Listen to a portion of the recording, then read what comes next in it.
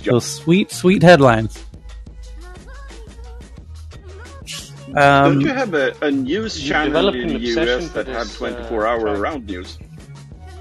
We're still waiting on the Red Bull sponsorship to do the 24-hour thing. And if Red Bull steps up, we'll be ready. 24 hours. Where's Chris Fornoff? Ask him for it. Something tells me Chris could... I could tag team with Chris. He's got some energy. Okay. So are we at the top of the hour? We are 3 minutes past the top of the hour. God damn it, we're late again. How did that happen?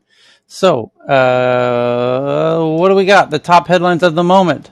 In no particular order except by popularity. So it's very much in order. Top of the stack. Here we go.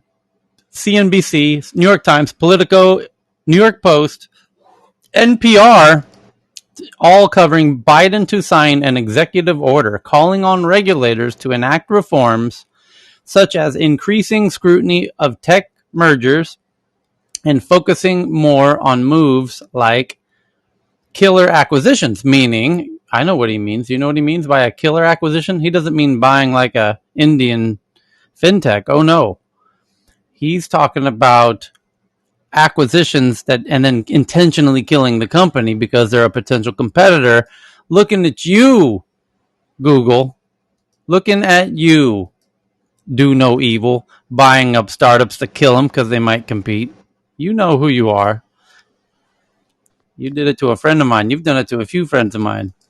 So, Biden to sign. But the interesting thing here is that it's an executive order. This isn't like some vote. This is like, we got to get Justin in here. Where is Justin? We got to get our friends in here because that's how we do this. He just liked our tweet that we were going live here, and Justin can unpack how the executive order plays into this. Mr. Justin Higgins. Let's ping him in. He does the... Cheryl, did he do the room today? His politics room? No, he didn't. Right. Jeff didn't also. There wasn't any room. Yeah. Right. So I'm just pinging him right now. And let Double me... pinged him. I pinged him too. Okay, yeah. I'm going one... I'm going one... Well, we're triple pinging him now. He's online. He's online. There we go. Speak of the devil, Mr. Justin Higgins. Oh, yes. Justin, the top headline of the day at this moment. I may not be the devil, Tyler, but I definitely am his brother. Okay. So the top headline right now at this very moment is Joseph Biden from Scranton, Pennsylvania, to sign an executive order calling on regulators to enact reforms such as increasing scrutiny of tech mergers and focusing more on moves like quote-unquote killer acquisitions, which is an insider term, which means acquisitions where you buy the company with the intention of killing it, which happens actually in tech.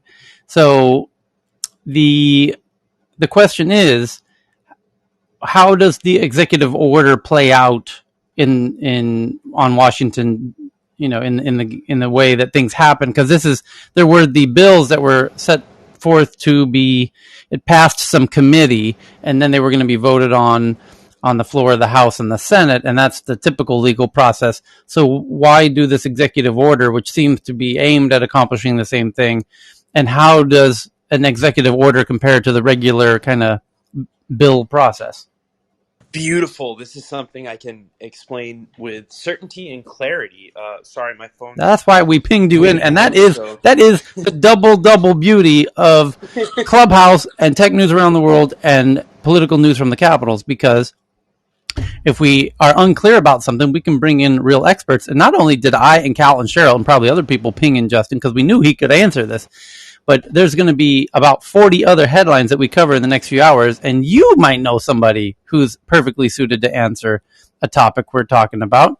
And you should absolutely ping in your brilliant friends, if not your brilliant self, and get your brilliant ass up on this stage if you happen to know. My IQ is already going up. I can feel it just there you from go. Being in this room. That's what. By the way, right now everyone in the room is hardcore addict. We're gonna wait 20 minutes for all the losers and slow people, in Clubhouse to find out what's going on. Then they'll come in here in the next 20 minutes, and then we will give them the pitch to upgrade to becoming a Tech News member, of which the benefits are numerous, including an increase in your IQ. But go ahead, Justin.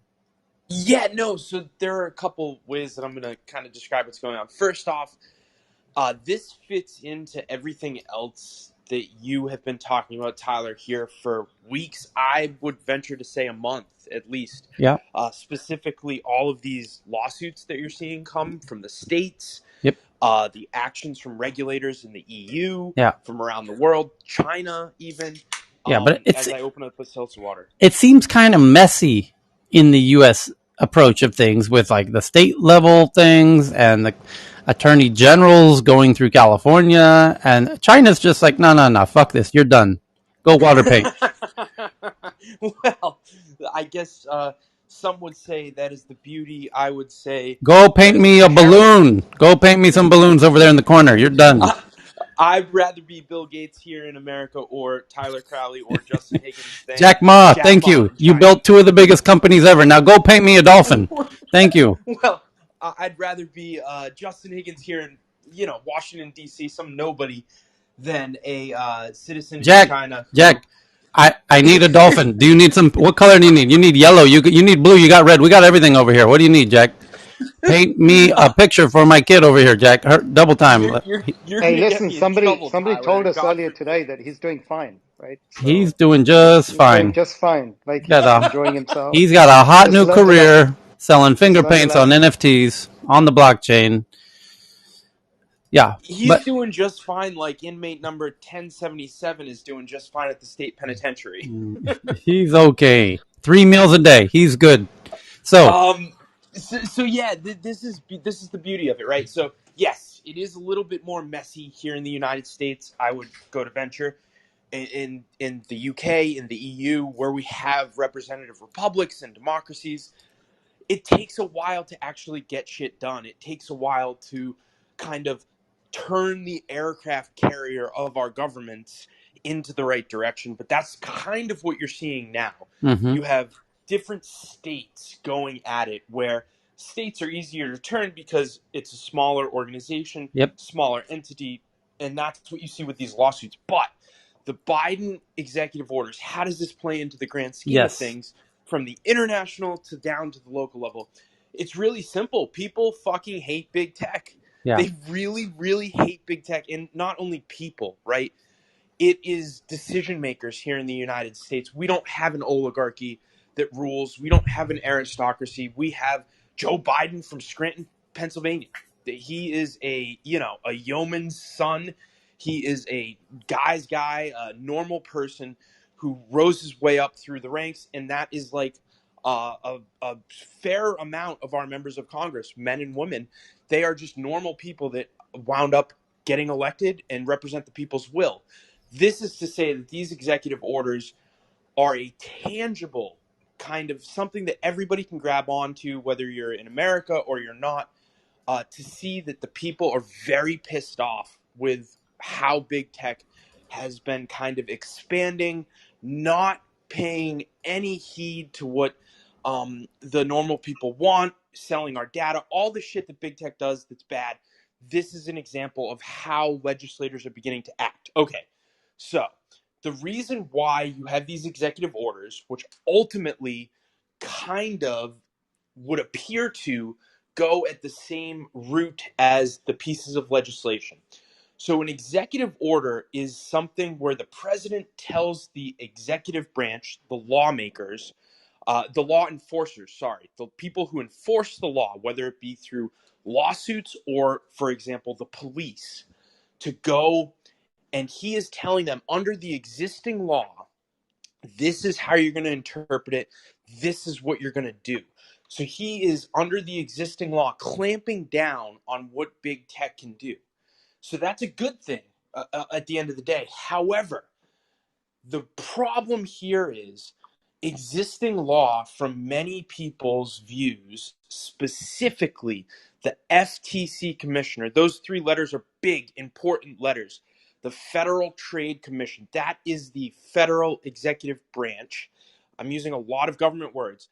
That is the branch of government, or the agency of government, that ultimately enforces antitrust legislation. They are the agency of government that says, hey, you're way too big.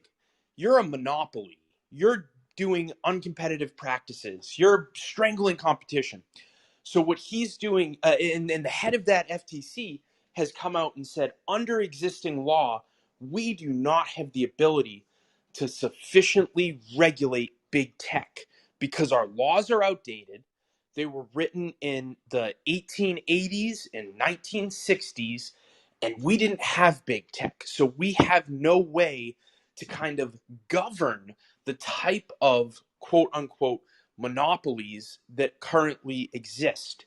So that is all to say, Joe Biden is working in the current legal framework. He is doing as much as possible under our current system to kind of rein in big tech.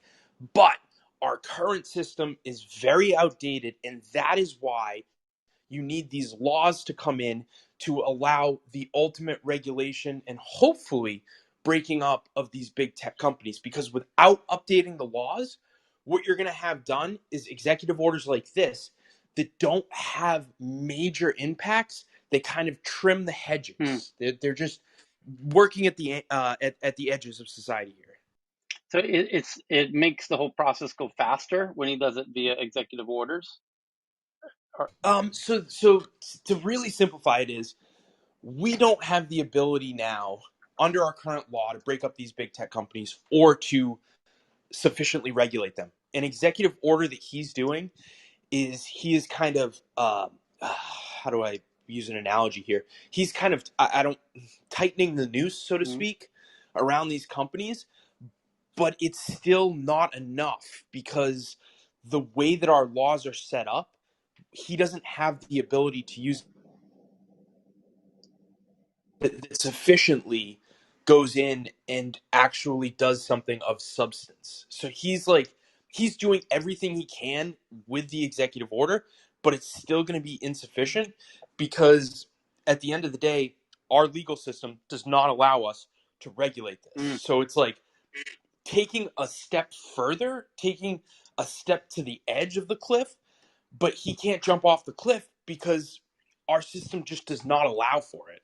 Yeah, so I have the whitehouse.gov document. Thank you to Minaz, Minaz Munshi, who's clearly listening to us, for sending this in. And it says the order, among other things, the bill will. Today's historic executive order establishes a whole new government effort to promote competition in the American economy. The order includes 72 initiatives by more than a dozen federal agencies to promptly tackle some of the most pressing competition problems across our economy. Once implemented, these initiatives will result in concrete improvements to people's lives. Among other things, they will. So here's some of the 72. Here's the top 10. Get past the propaganda. Yeah. Make it easier to change jobs and help raise wages by banning or limiting non-compete agreements and unnecessary cumbersome occupational license requirements that impede economic mobility. So, for those who don't know, tech companies often have as part of your employment contract, it says you cannot go work for a competitor after you leave here if you're working in the same space, like you were working on some particular technology. And more importantly, you can't go start your own company related to whatever it is you were working on. And that's a state by state issue, but this would effectively remove that. So you would make it easier for you. Not only tech companies, Yeah, Tyler. yeah. I have it at my fucking PR firm. Yeah. I'm not allowed to do PR Right. based on the non-compete, which is absolutely just undemocratic. Right. So it would remove non-compete clauses. It would also lower prescription drug prices by supporting state and tribal programs that will import safe and cheaper drugs from Canada. Wow. Save Americans with hearing loss thousands of dollars by allowing hearing aids to be sold over the counter in drugstores. Fantastic. Which no doubt they're screaming about because Apple's coming out with a almost directly competitive technology in their next version of the AirPods. Save Americans money on their internet bills by banning excessive early termination fees. You go, Joe. Requiring clear disclosure of plan costs to facilitate comparison shopping. Love it. Which Japan really excels at, by the way. And once you've seen how clear all of that stuff is, it makes you realize we're all being intentionally confused on all of these American comparison plans. And ending landlord exclusivity arrangements that stick tenants with only a single internet option. Ooh, make it easier for people to get refunds from airlines and to comparison shop for flights by requiring clear upfront disclosure of add-on fees, just like Europe has, by the way. Make it easier and cheaper to repair items you own by limiting manufacturers barring self-repairs or third-party repairs of their products. That's huge. That's really huge because you can't Apple doesn't allow you, very notably, to have anyone else repair your iPhone unless they've made an authorized Apple repair center. Crazy bullshit like that. Make it easier and cheaper to switch banks by requiring banks to allow customers to take their financial transaction data with them. Oh, so you get your historical banking data moves with you to the next bank. That's fantastic. Empower family farmers to increase their incomes by strengthening the Department of Agriculture's tools to stop the abusive practice of some meat processors. Increase opportunities for small businesses by directing all federal agencies to promote greater competition through their procurement and spending decisions. That's nice. And the order also encourages the leading antitrust agencies, meaning the FTC, to focus in. This is the big one, I think. Here it comes. Get ready, Google. Get ready, Apple. Here it comes, Facebook. You ready for this? I don't think you're ready for this, Amazon. The order also encourages the leading antitrust agencies to focus enforcement efforts on problems in key markets, like tech, baby, and coordinates other agencies' ongoing response to corporate consolidation. Calls on leading antitrust agencies, the Department of Justice, the Federal Trade Commission, to enforce the antitrust laws vigorously, and recognizes that the law allows them to challenge prior bad mergers that past administrations did not previously challenge. Oh, that really came up in with this issue of Instagram and Facebook, because it was not previously challenged about Facebook acquiring Instagram, and that was used as an excuse. It's like, well, you can't do it now. No, it's been around for 8 years and nobody challenged it before, so why are you challenging it now? Well, because Joe Biden told me I could. That's why. He just wrote an executive order saying I can challenge prior bad. Told me I He should. told me Not I could. as an American. Hold on now. As an American, it's now my goddamn duty to challenge you, sir. To challenge you. Much better, Tyler. And your goddamn merger. You damn Yankees over here doing these mergers. And this also announces a policy that would that enforcement should focus in particular on labor markets, agriculture markets, healthcare markets, health tech, anybody, which includes prescription drugs, hospital consolidation and insurance, and the tech sector. Now let's read that one again, because that could be a humdinger.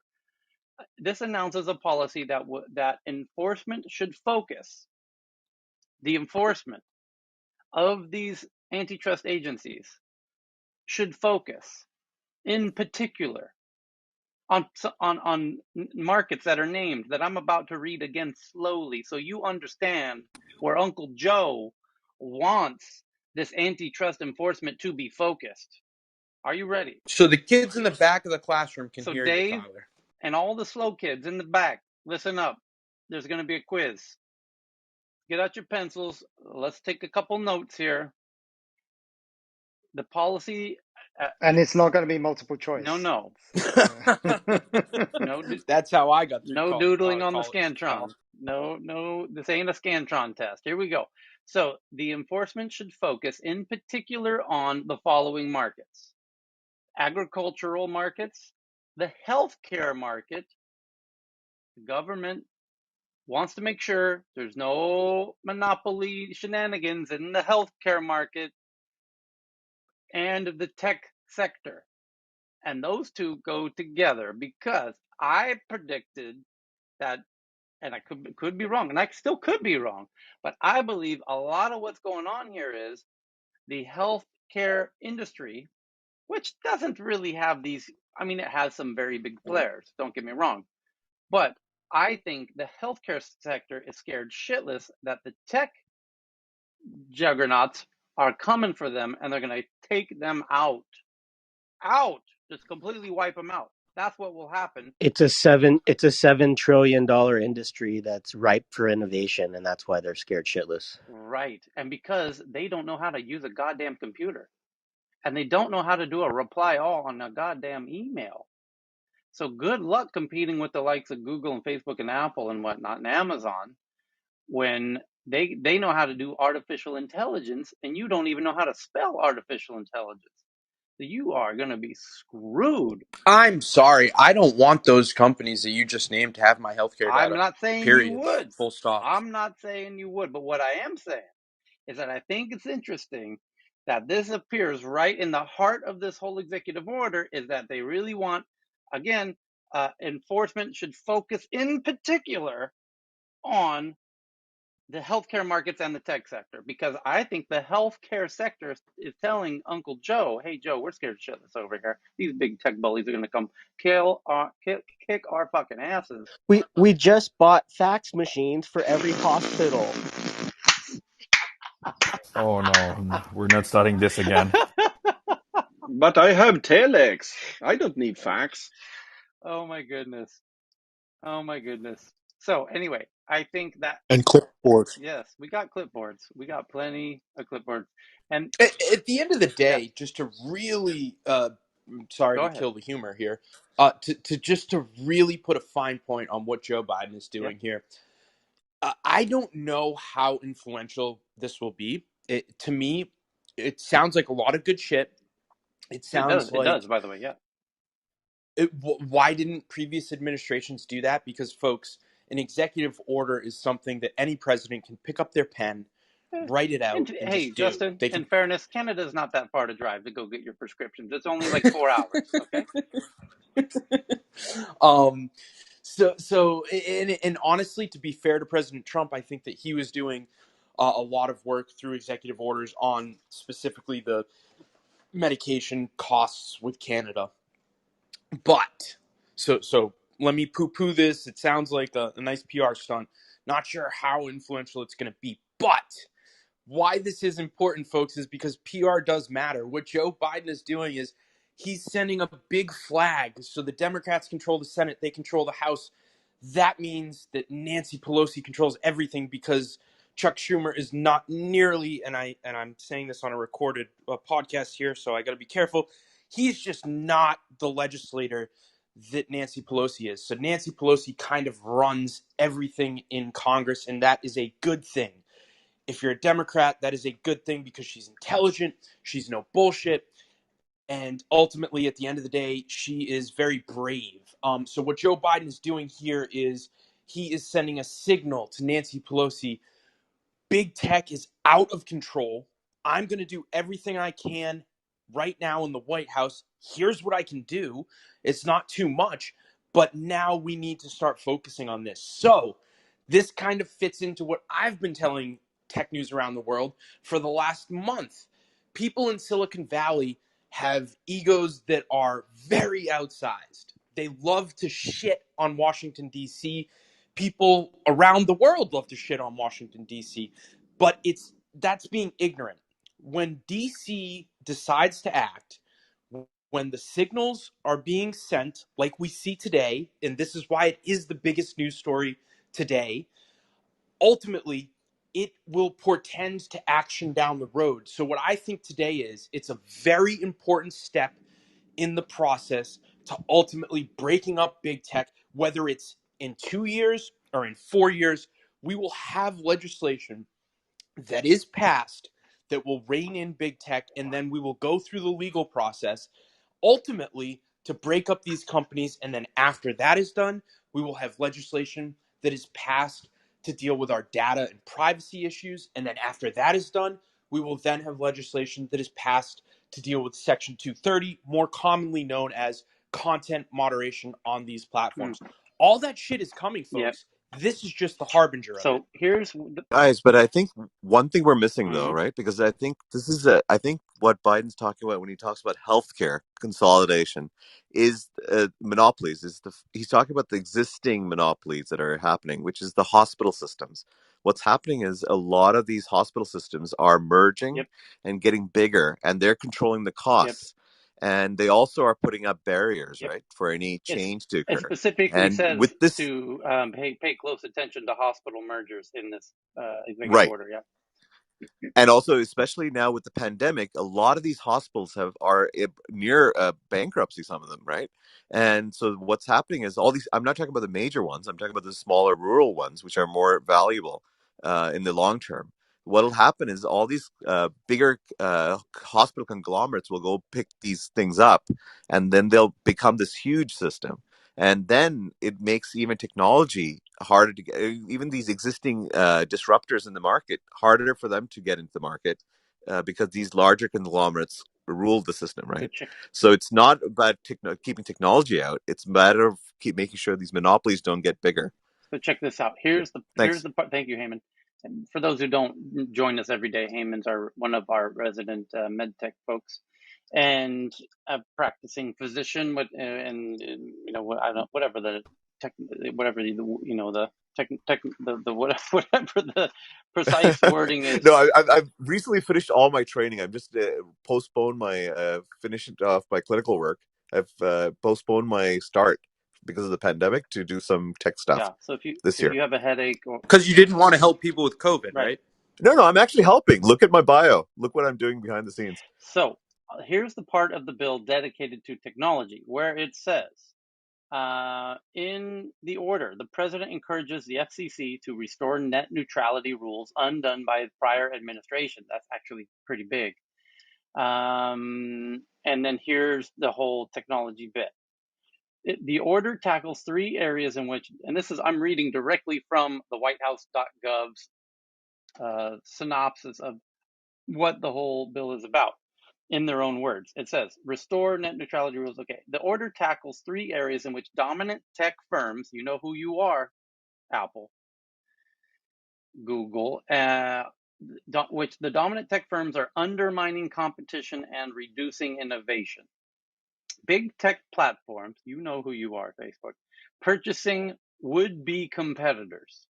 That's the first thing it mentions. Over the past 10 years, the largest tech platforms have acquired hundreds of companies, including alleged killer acquisitions meant to shut down a potential competitive threat. You know who you are, Google. Too often, federal agencies have not blocked, conditioned, or in some cases, meaningfully examined these acquisitions. You know who you are, Apple.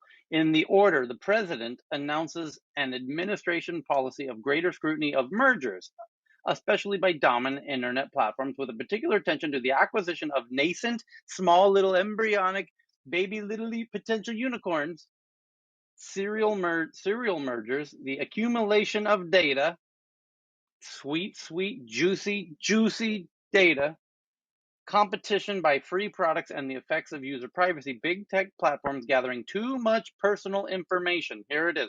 Many of the large platforms' businesses models have depended on the accumulation of extraordinary amounts of sensitive personal information and related sweet, juicy data. I may have added in. You're kidding. I just added in. These guys I don't do just that. added in the sweet, juicy part, but it does say that these business models depend on the accumulation of an extraordinary amount. That means a lot of sensitive personal information and related data. Sweet, juicy, sweet data. And Yummy. they can't stop. They can't help themselves. You understand? They are addicted to your data. And in the order, the president encourages the FTC to establish his rules on surveillance and the accumulation of the sweet, juicy data. That's what it says. Encourages the FTC to establish rules on surveillance and accumulation of the data. Big tech platforms unfairly competing with small businesses. The large platforms' power gives them unfair opportunities to get a leg up on the small businesses that rely on them to reach customers. For example, Companies that run dominant online retail marketplaces can see how small businesses' products are selling and then use the data to launch their own competing products. Amazon, we got you. You're done. We got the receipts. You're toast, baby. They got you, Jeff. Jeff, they got you. Go do some finger painting. You're really good at this, Go, Tyler. Jeff. I'm cracking Jeff, up over here. go to a finger painting right over there in the corner with Jack Ma. You see Jack over there doing some balloon paintings? Here's the paints. We got some pretty blues. We got these really nice reds and yellows. We even got some orange and some purple and green if you want to get crazy. Go sit down next to Jack over there. Go make us a dolphin and come back here when you're done. Thank you. Next. So, if you're using your data to compete with the small companies and then you copycat those small companies, you have a whole new life ahead of you as a finger painting artist. And because they run the platforms, they can also display their own copycat products more prominently than the small business they just ripped the fuck off. You see how that works? You see what they did? Jeff, we're talking to you, Jeffrey. Listen up, Jeff. With your rockets, we saw what you did. We know you copied the best-selling toothpaste in Amazon and you put your own little label on it. You pretended like it wasn't even Amazon's label on that toothpaste, whatever you called it, like Jeff's Best or whatever you called it. And you're selling this toothpaste because you copied it for whoever the best-selling toothpaste was, and now you are showing Jeff's Best higher than the toothpaste you just copied. Shame on you, Jeff. Now go back to the kids' table and do some finger paints. So, in the order, the president encourages the FTC to establish rules barring unfair methods of competition in the internet marketplaces, cell phone manufacturers, and others blocking out independent repair. Now we're talking to you, Apple. Now it's your turn. Are you ready for some of this heat, Apple? You saw what happened to Jeff. Now it's your turn. Encourages FTC to barring unfair methods of competition. Here, hold on. Where did the hardware go? Encourage rules of surveillance. That was Jeff. Encourages FTC rules barring unfair methods of competition in internet cell phone manufacturers. Google, Apple, and others blocking out independent repair shops. Apple, that's you, Tim. Tim, listen up. Now it's your turn. Tech and other companies impose restrictions on self and third-party repairs, making repairs more costly and time-consuming, Tim.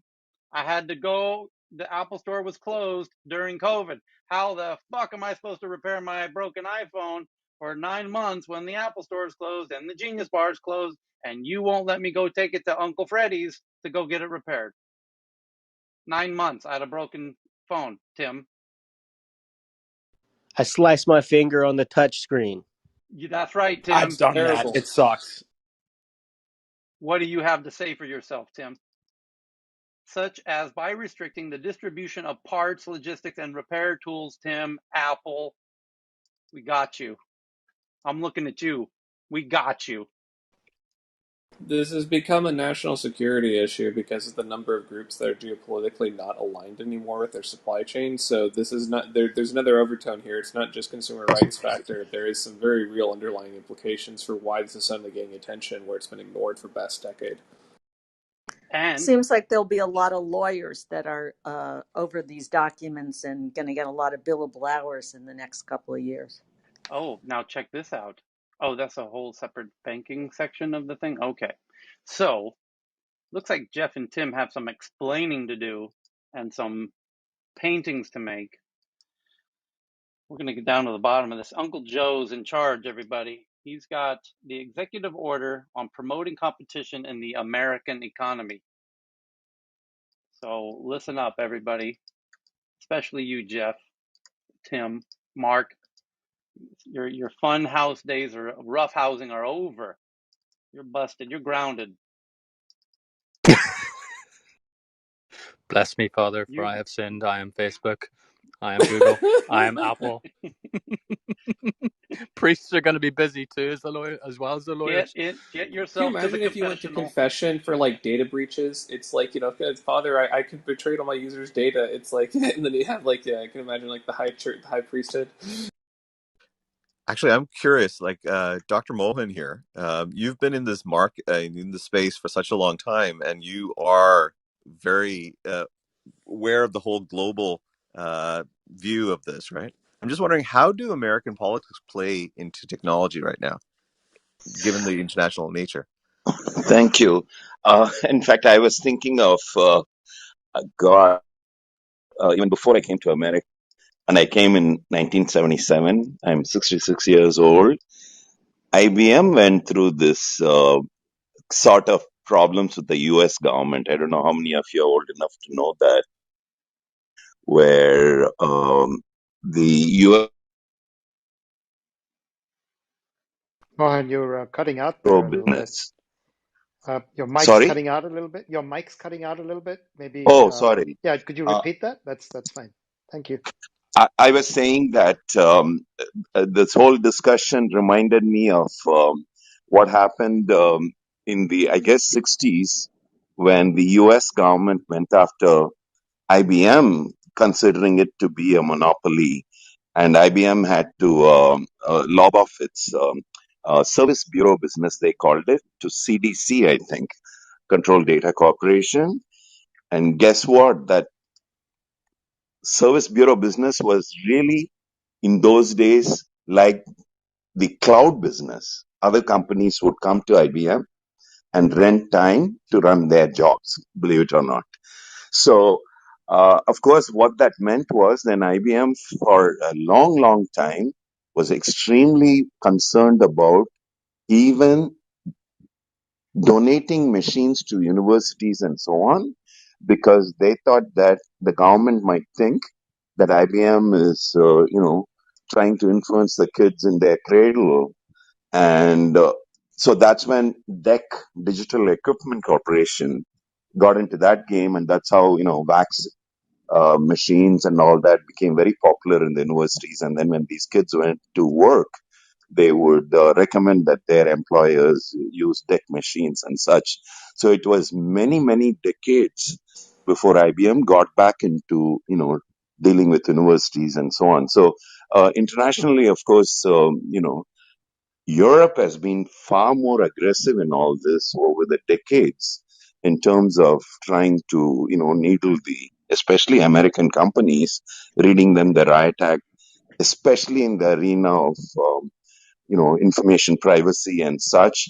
They have been much more, gung ho about protecting people's information. And of course, I'm assuming most of you know about GDPR regulations that came out a few years ago, which have further strengthened the rights of consumers in the arena of information privacy. And even countries like Singapore, where I just spent 6 months and came back as a visiting professor at National University of Singapore, they have stricter regulations about the use of private information. And of course, over the decades, Europe also has been extremely careful about trans-border data flow. So it's the US which has been loosey-goosey about all this for way too long. And I remember now, when the discussion was about healthcare, maybe 15 years ago, 20 years ago, I used to be at IBM until a year ago, 38 and a half years at IBM Research as a fellow for 23 years. We had a session once a year on a topical area, and this particular one was on information technology and healthcare. And there were, experts from across the globe. And the Europeans came and they were like laughing at us, saying, "What the heck? You guys are so much into the old world way of doing business where there are so many of these ecosystem players, each of whom wanting to preserve their monopoly or whatever, the lousy way of doing things, not leveraging computer technology to the core." And this is hospitals, doctors, pharma companies, insurance companies, on and on, right? They all wanted to preserve the status quo where so much inefficiency was there in the system. So, I was laughing my ass off when someone said, "Oh, they just ordered fax machines." I mean, this is as ridiculous as that, right? And we call ourselves the world's most advanced country. And so, in so many ways, there are so many things that are done the totally inefficient way. End of spiel. Thank you, Okay. Edmund. It's by design, right? But And that's the Mohan, Thank saddest you. one part. second, one second. I want to just say, respect, sir. You are an IBM fellow. It's not easy to become an IBM fellow. and you were there for 23 years. Respect. More. So thank you for coming on Big our time. stage, Big time. and Thank please you. come back Awesome. any time. So anyway, Thank you sorry, very who was much. it next? Appreciate it, Yeah, I just sir. wanted to give you some respect, sir. Yep. Thank you. Thank you, Sure. Thank you. Sure. Mohan. By the way, one Welcome. Thank you. Faraz sent out a tweet, and he's correct that one of his favorite details of this whole new Biden executive order with the regard to the net neutrality rules is it prohibits any internet company from barring or blocking or adjusting the speeds of any particular content provider, as many were trying to get excited about doing. Okay, so people are sending in but before we get into the endless stream of ridiculously good art, my God, this is we might be here a while. So we did the first big article. Let's blast through the next five. Square announces it will build a hardware wallet for Bitcoin after Jack Dorsey had discussed the possibility of creating one in June. And then Australian federal court reverses earlier ruling, allows Epic's antitrust case against Apple's App Store to proceed. Apple says it will appeal the judgment. Book review of An Ugly Truth, an effective examination of every major Facebook scandal and shortcomings in Facebook's leadership structure and accountability. This is the New York Times is promoting this book, An Ugly Truth, about the ugly truth of Facebook. And in the book, the New York Times is I want to see the next movie. yeah. Well, the New York Times, apparently the New York Times must be the publisher or somehow related to this book because they've got multiple stories about it today. And they have, in one article, they said what I just said. In another article, it says, book excerpt shows how Zuckerberg and Sandberg's partnership deteriorating during the Trump era as Zuckerberg increasingly made the biggest policy decisions.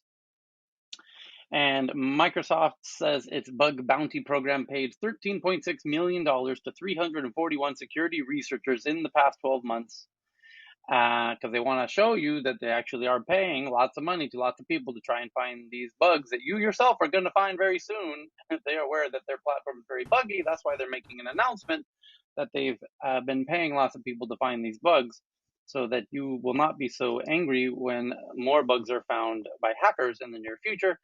Anger grows as some of Google's staff at Google's team members are angry about a senior executive who's one of the first 10 employees at Google named Urs announces his plan to start working remotely from New Zealand when they don't seem to have such a luxury themselves. And that was our main conversation when we met 7 hours ago, as we meet twice a day. Click on the title of the room to see our schedule.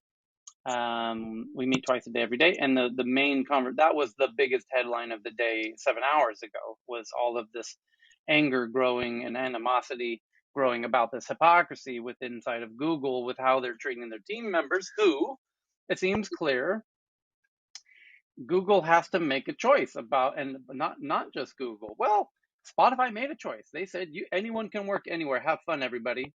Twitter did the same. I believe Stripe did the same. Several have done the same. WordPress, for the record, has always been that way. WordPress never had an office to go to. Matt is a real pioneer in this space, and he's always been remote, and now he looks brilliant because he's always been remote. By the way, so was my startup after doing my own startup after Bahalo.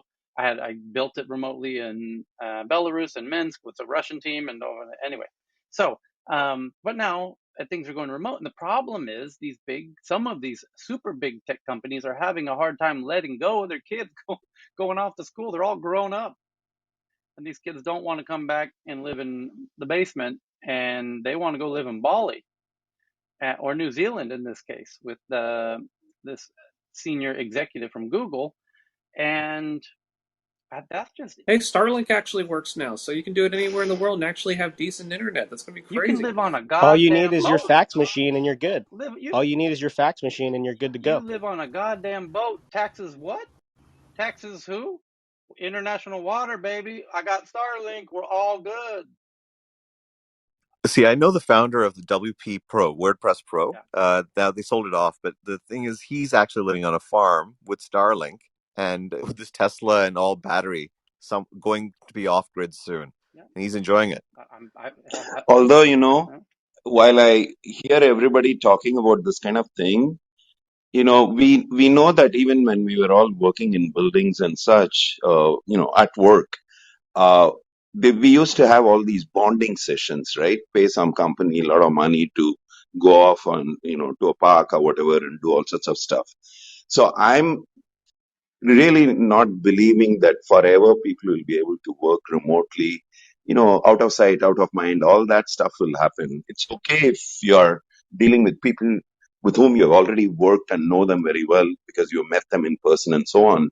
But in the long run, I don't think this is going to work when new employees come and all the serendipitous thing that happens when you're wandering the corridors, eating lunch together and such. Knowledge transfer, whether it's business knowledge or tech knowledge, I think, there's going to be a backlash after a while. While it all sounds good these days to say that you can work completely remotely, I don't think it's going to be the most productive way of doing things. But Mohan, we have Clubhouse now. Nice to meet you. Oh, Hey, sure. hi. This We're is talking That's about L. the I true. wanted to kids. say my These kids don't. No, yeah, but hi. I'm also talking about concretely developing software, this, that, whatever it is that involves group activity, you know, building, not just for the discussion's sake, but actually working together, sharing credit for patents, this, that. I think a lot of that, you know, I've done lots of things virtually in the last year and a half. Nothing comes close to actually being at conferences, getting to know all sorts of youngsters, old people, and so on and so on. So, too many things happen randomly in conversations. It's true. What you're saying is true that I am now also appreciating a lot these kinds of sessions where I'm meeting all sorts of people. But that's different from actually in an organizational context producing something of long-term value and such. Okay, Thank you. there you go. Instacart. Hi, this is L. Oh, hey, Al. I just wanted to say, like, my particular, good morning, everyone. I would say my particular office, they've been remote for a long time, and we support a federal contract, and we are a developer working on a voice analytic product. We're supporting a voice analytic product, and we've been 100% remote. So I think what's going to happen is that those change management people, those project managers, those product owners, you know your team best, and depending on the type of project that you're working on or whatever work, then this is just one more working remotely and coming in. This is just one more tool or one more way to facilitate because we all have different people on our teams. So, we'll come in for a project and then maybe we'll go back to our homes and go remotely. Mm-hmm. It's not to like this right here will be the absolute and we're always going to work from home. This is Mm-hmm. just one more way for us to interact. And this is to show businesses that we don't have to be in the office 24/7 Mm-hmm. in order to be, top producers of work. So that's what I like about this. But I do agree with you because my onboarding process stank at this job. I was 6 months not doing anything. So yeah, I get So it. Thank you, Instacart LMS. hired someone. Thank you for that, El. The kids don't want to have a boss. They want it. They want the autonomy. They want to work in their underwear. I mean, they have priorities um, above and beyond the in-office networking benefits, which I don't think any They of us want to want. grow up Tyler to wants be to work in Tyler. his May underwear. I Let's say correct Hey, that. something? I don't know Tyler wants about to you, work but in I've his got my underwear. May I, underwear on, Tyler. may I say Yeah. something? Don't Tyler? worry. Yes. Faraz, you wanted to ask me if I'm wearing a bathrobe. Yes, I am. Go ahead. I'm not Aren't Besides we that, glad this isn't technically I'm Zoom? not totally nude. It's a This bathrobe. But isn't what's your Zoom. question, Faraz? no, no, it's not a question. I think I wanted to make a statement. I think there's a difference of perspectives but it's two good differences of perspectives. One is, for example, what El said there, which is, remote teams working together to develop a product or work on a contract together in our age. Whereas where Mohan sir is coming from, given his years of experience, I think there's a disconnect which can connect over the long term. But when we look at 50 years of experience or 30 years of experience, these individuals are talking about changing an industry. Yeah. So when you're talking about revolutionizing industries, there needs to be more of physical contact. When you're talking about working on contracts or building a particular product, Yes. sure, that can be done remotely. However, That's my comment. I'm done. however, however, something has I'm wearing my PJs with holes in them okay, in I case hear you're you. You interested. got onesies on? Oh, Yeah. So check this out. So one interesting difference that came into play about 6 years ago was the smartphone, and more recently in the last 4 or so years, we've got these very addictive apps. So even if you are in meetings and hanging out at the office, people are still staring at their goddamn phones in the middle of goddamn meetings, and wait till you get VR popping off. And then you got these crazy kids doing VR in the middle of a meeting. I'm trying to have a meeting. You got this goddamn VR headset on. They're like, no, it's all good. I can see everything through the VR. And so it's gonna True. See, I would consider that yeah. physical. yeah, I would consider that physical. VR. Yeah, I have my team put their phones away. When we meet together, we put all our phones away and we just focus on what we're trying to do. We only do 5 minute stand-ups and then we have our big meeting. We have a big meeting on Monday and Friday, but we all put our phones away. So we are like actively Right. engaged and we all get, we toss a ball and you have like a little bit to do your spiel. But I'm Oh, not too far off from Mahan because ball I'm in my tossing over there. 40s. So I get what he's saying. Okay, so Just want to throw Yeah, something but out I there. A don't key know. point to think about, though, is that we can't just say these kids. I mean, so even within a given generation, there's different styles, right? So I coach a millennial CEO Yeah. who couldn't wait to move into his home office, in the northern Chicago suburbs. After 6 months, he said, I got to get back downtown. I need to interact with people. So yes, there are some introverts that love the remote work, but I think the cool thing is with all this great technology, we can leverage everyone's strengths. And I totally agree that at times people need to come together for knowledge transfer and true innovation. I think that's the great thing. We can make the best of both worlds, but not just label each generation, oh, they all want to do it this way. No, within each generation, there's different styles, cognitive styles, work styles, introverts, extroverts. That's the cool thing is maximizing this. Can I We make a optimize for maximum comment? productivity, but there are other things you can optimize for. Like even the assertion of like, should we work at home? Should we work in the office? Well, which one gets the most work done? It's like, well, we're at a point now where work has become so central to everything that we are in our identity. It might be worth taking a step back to know to go back. Is this the thing we actually want to optimize for? What about community structures? What about long term health? All these other things that we basically were willing to sacrifice just so we can get a little bit more labor productivity out. Chris, It's you're a worth bit Okay. considering far from your some of mic. the other Go things we ahead, Cheryl. Sorry. Chris, Okay, just give good. us the website. Just give us the website. Just give us the website, brother. There We'll you go. read it. So good? Yeah. Okay, good. I think remote working will work if for performance especially. I think for software developer is fine too because we can look at the code that they do, right? Even they are remotely doing it. But the problem will come when you have low performance. Because if somebody is still doing well in their job, performing well, usually the supervisors will not fault you. But the problem comes when you have low performances, and if you are not around, and the supervisor is not able to look at your performance, and when you're always working remotely, then it's very difficult to justify. So, if there are companies who always have to cut 10% of their staff every year, then they will not be able to do 360 Okay. efficiently. Yeah, where you have far more control and visibility of the progress of your team members remotely than in the office. Go ahead, Donna.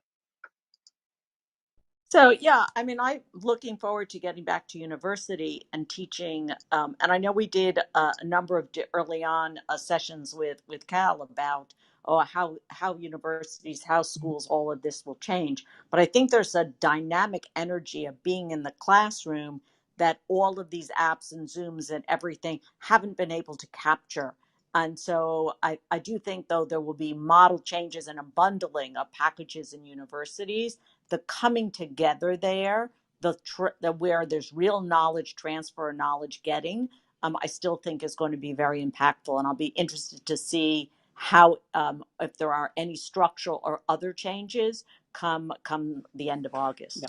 And I want to highlight what Donna just said. I really didn't wake up as a student until maybe my junior year in college. I was the type of kid that literally was able to skip every single class except for tests. Even at a university like Tufts, I'd go to the library a couple weeks, be able to pass, get good grades, whatever. But when I did kind of focus in, I was the type of student that needed to be in front of the teacher, that needed to be surrounded by smart classmates to kind of not only focus, and that is a very big thing, but also absorb the information. For me, it made a big fucking difference if I was actually able to feel what somebody was saying. I would If listen. Not only would I listen, but it would kind of sink in. And this great big drive to tech and make everything remote is cool. Like I do PR, easy fucking job, very important, but easy. You can do it remotely. Just pop out a few press releases, create a strategy, you're good to go. Bro, But when it's something very we discussed important, yesterday. like You got 3 years left before GPT-4 takes it over. Yeah. yes, I'm fucked. PR is fucked in like 5 years. But anyways, I think like something important like government or teaching and education or working in a tech company where you need to have that actual transfer of information, it resonates differently with people when you're in person or juxtaposed to looking at a screen. At least for me, maybe I'm an asshole. Maybe I need to be in front of, well, we know I'm an asshole, but I need to be in front of somebody to kind of have it fully sink in so that I can understand what is being said. And it terrifies me that we're Hey, kind of Donna and marching towards remote learning. Donna and Justin, I fully agree with what you guys are saying. In fact, it's a variation on what I was saying about the work environment. I made this point also in the context of remote learning. There is a lot more to be absorbed and again, serendipitous way of learning things. You attend talks, random talks at the university, especially at the grad school level, more so than in the undergraduate level. You will go in for some talks and all that because your buddy says, hey, I'm going to go for that talk. It sounds interesting, blah, blah, blah. Lots of those sorts of things will happen a lot less if everybody is remote. Okay. So We're I We think, gotta yeah, change topics because that's yeah, just real quick, yeah, Tyler. I think that's what really encapsulates why we're here, right? This room is a knowledge transfer yep, mechanism for the people on stage and in the audience, yep, right? And that's what's so beautiful about yeah. it. So there's now, as we've been talking, I'm getting about 3 tweets, no, 10 tweets a minute. So we're now up to about 200 topics we have to get through in the time that it took us to do that one topic. So the other interesting topics going on at the moment are just in terms of biggest headlines at the moment. The big ones aren't necessarily the most interesting. In fact, no, they're all quite boring. There's a new robot from Facebook and UC Berkeley and CMU develop an AI controlled walking robot, which is claiming to be stumble proof because it learns how to walk on any terrain, including any types of stairs. It can teach itself to go up any terrain, anything. Robots have a hard time improvising and encountering an unusual surface where obstacle usually means an abrupt stop or fall. But this one that I'm tweeting out right now to the Tech News Twitter account, which is quite cool looking, I have to say, can learn and they're calling it stumble proof. We do not need to learn about sand. We learn about feet sinking, as an example, as they said from Berkeley. It can do anything. It's a super dog. It's a robotic dog that can learn in real time and walk on anything. So add that to your Christmas list now. So other big topics at the moment that people are tweeting in, as Evan mentioned in our previous meeting here today, China reveals its own AI drone, but it's not a dog, it's a submarine. And it's scanning and tracking the South China Sea. And that can track and blast enemy submarines with no human input at all. It's a fully autonomous submarine. Also, if you don't want the robot dog, you can get one of these hot submarines, maybe on Amazon, maybe on Alibaba. But China's using them to patrol the South China Sea. It says, given instructions to patrol the oceans, uses sensors to detect submarines, uses its own computer directed targets, and using its own computer fired tornadoes. So let that be a warning to you guys in the Philippines and Vietnam and Taiwan who think it's going to be easy there, South China Sea. So Binance is in the news a lot lately. A bunch of governments cracking down on Binance, right? And now the headline today is, as Faraz sent in, Binance booms as crypto trading unfolds beyond nation's reach. And that's an interesting clickbait headline if ever I saw one. It says firms ByteDance and its founder, which is named CZ, have thrived amid Bitcoin surge, and now regulators are asking questions and launching probes. Yep, and they're trying to stop and crack down on ByteDance because it's not playing friendly with kind of governments. And the article says it pays its people in digital token of its own creation. It's based wherever its founder happens to be, fully remote.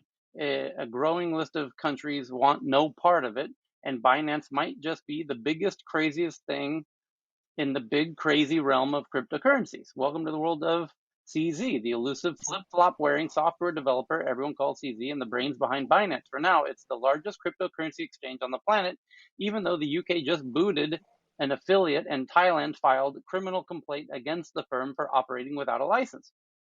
Founded in China, banished in Japan, and later self-exiled to Malta, Binance today is officially domiciled in the Cayman Islands and officially headquartered precisely nowhere. The platform lives on the internet and so far has seemed to elude regulators' attempts to pinpoint exactly how it operates and where. At its heart is CZ, a crypto cult figure with about 3 million Twitter followers and a stated desire to minimize government oversight. Lately, he's been living in Singapore. Only now, authorities in several countries want to know more about CD, his 4-year-old experiment in crypto commerce. The UK rebuke is one of the biggest blows so far. Binance Markets Limited can't offer products or even advertise, a move that prompted Barclays to block debit card payments to the exchange. The U.S. Justice Department and the Internal Revenue Service are already investigating whether Binance is a conduit for money laundering and tax evasion. The Commodity Futures Trading Commission is probing whether Binance lets Americans place wagers that violated U.S. regulations. Germany's financial regulator said it's concerned the firm broke rules by selling tokenized shares of Tesla and other companies. Binance told Bloomberg it's committed to following the rules and strives to be a partner to watchdogs and routing out misconduct. A message to the firm has blah, blah, blah. Wild West. The scrutiny shows that in the Wild West of crypto, make that the Wild East, North, and South too. Getting a handle on Binance presents myriad of challenges. Last year, the federal judge dismissed a lawsuit filed by a Binance contractor in Portland, Oregon, because the young company has neither offices nor managers in the state, nor does it have any anywhere. So good luck trying to shut it down. And it's now becoming quite clear what our tricky friend CZ has in mind, which is to be the decentralized exchange, essentially. The court ruled that it lacked jurisdiction. No one has any jurisdiction anywhere. They're creating a company on the net. And as so the case was one of 4 meme-filled, crypto-demonized times. CZ acolytes referred to themselves as this and whatever after Reynolds fell out with Binance. So there was another suit where the person says CZ personally stole money from me. Reynolds said in an interview, reiterating allegations he made in his lawsuit. There are people who have worked for Binance who believed they got screwed. Binance didn't, well, because they're paying them in a token that isn't a currency in anyone's country. So that there aren't any employees either because they're not legally being paid in any fiat currency or have employment contracts or anything like that. So now I'm thinking, and I'm happy to debate this with anybody, that I'm Can I getting the just share some impression they're thoughts on that? intentionally going to position themselves as the decentralized exchange to live outside the jurisdiction of anybody. Donna? That doesn't actually work that way. The so they can be employees if they get anything for value is typically how it works, and the tokens have value; they have market value. So it doesn't actually have to be a payment in fiat. That's the same way, like if you paid someone Yep. in like a truck or something like that for their services, in kind, anything for value is qualified as an employee, and they do have a home jurisdiction. I don't know. I missed half the story, but the Binance is based in Cayman. The really So interesting that thing so Cayman is disputing that they registered there. this is a very interesting thing, right? That Cayman is going after them, and so what they said originally was that there's no exchange there. So SEMA, the SEC of Cayman, didn't actually. SEMA has no jurisdiction. SEMA's Well, got no jurisdiction. that's what they said is that there's no exchange in Cayman, so SEMA can't do anything there. But then they said, but we have other regulated activities here, and we'll look into it. So I think it's probably these other countries said, if you don't actually get on board with this Binance issue, then we're going to say anything from your country is a red flag automatically, and no one will want to register in your country. No one will want to be domiciled there ever. So they came up with this new thing of they never registered here, which is very likely false. But it's very interesting to see these secondary jurisdictions that ordinarily would never be part of any of these kinds of actions, because that is their raison d'etre, right? That's they don't do that. They're all about make it easy for you to come domicile here and pay us, taxes and fees, and that's how we roll. So I think it's very interesting to see some of these jurisdictions, including Singapore, piling on. Japan, I'm not really sure. You never see Japan in these kinds of actions, and they're on top of this too. So this is a really interesting action. I don't think it's going to come that there's no place to domicile, because there's enough business interests that you could sue. Like the jurisdictional requirements aren't only that you have to be like domiciled there or a resident. There are other ways to gain nexus with Exactly. with those with jurisdictions. So I'm sure that they'll actually gain nexus with quite a few jurisdictions, and they'll be So able to be sued there. So if I can just say something on top of that, Alexandra, and tell me if I'm right or wrong, because you have a lot more experience around this, right? So first of all, wherever he is, the exchange can run so long, and if he's making payments in his own token. The token has value so long as it can be traded peer to peer, and there's an OTC market in which that has value because it can't be offloaded by legal means, right?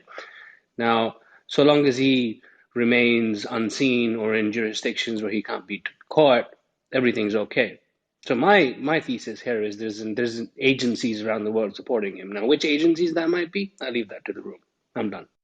I think he's in international waters. I'm not even lying. I'm sorry, I just took a bite of food. But I think that's why he has a yacht, right? That his yacht. He's always seen like near his yacht. I honestly think being in international waters is probably his biggest saving grace right now, because there is no jurisdiction in international waters. So I think that he might actually be using that as a jurisdictional escape until he figures out what's happening with all of these locations. But yes, it can go on without him as long as. Sorry, go ahead.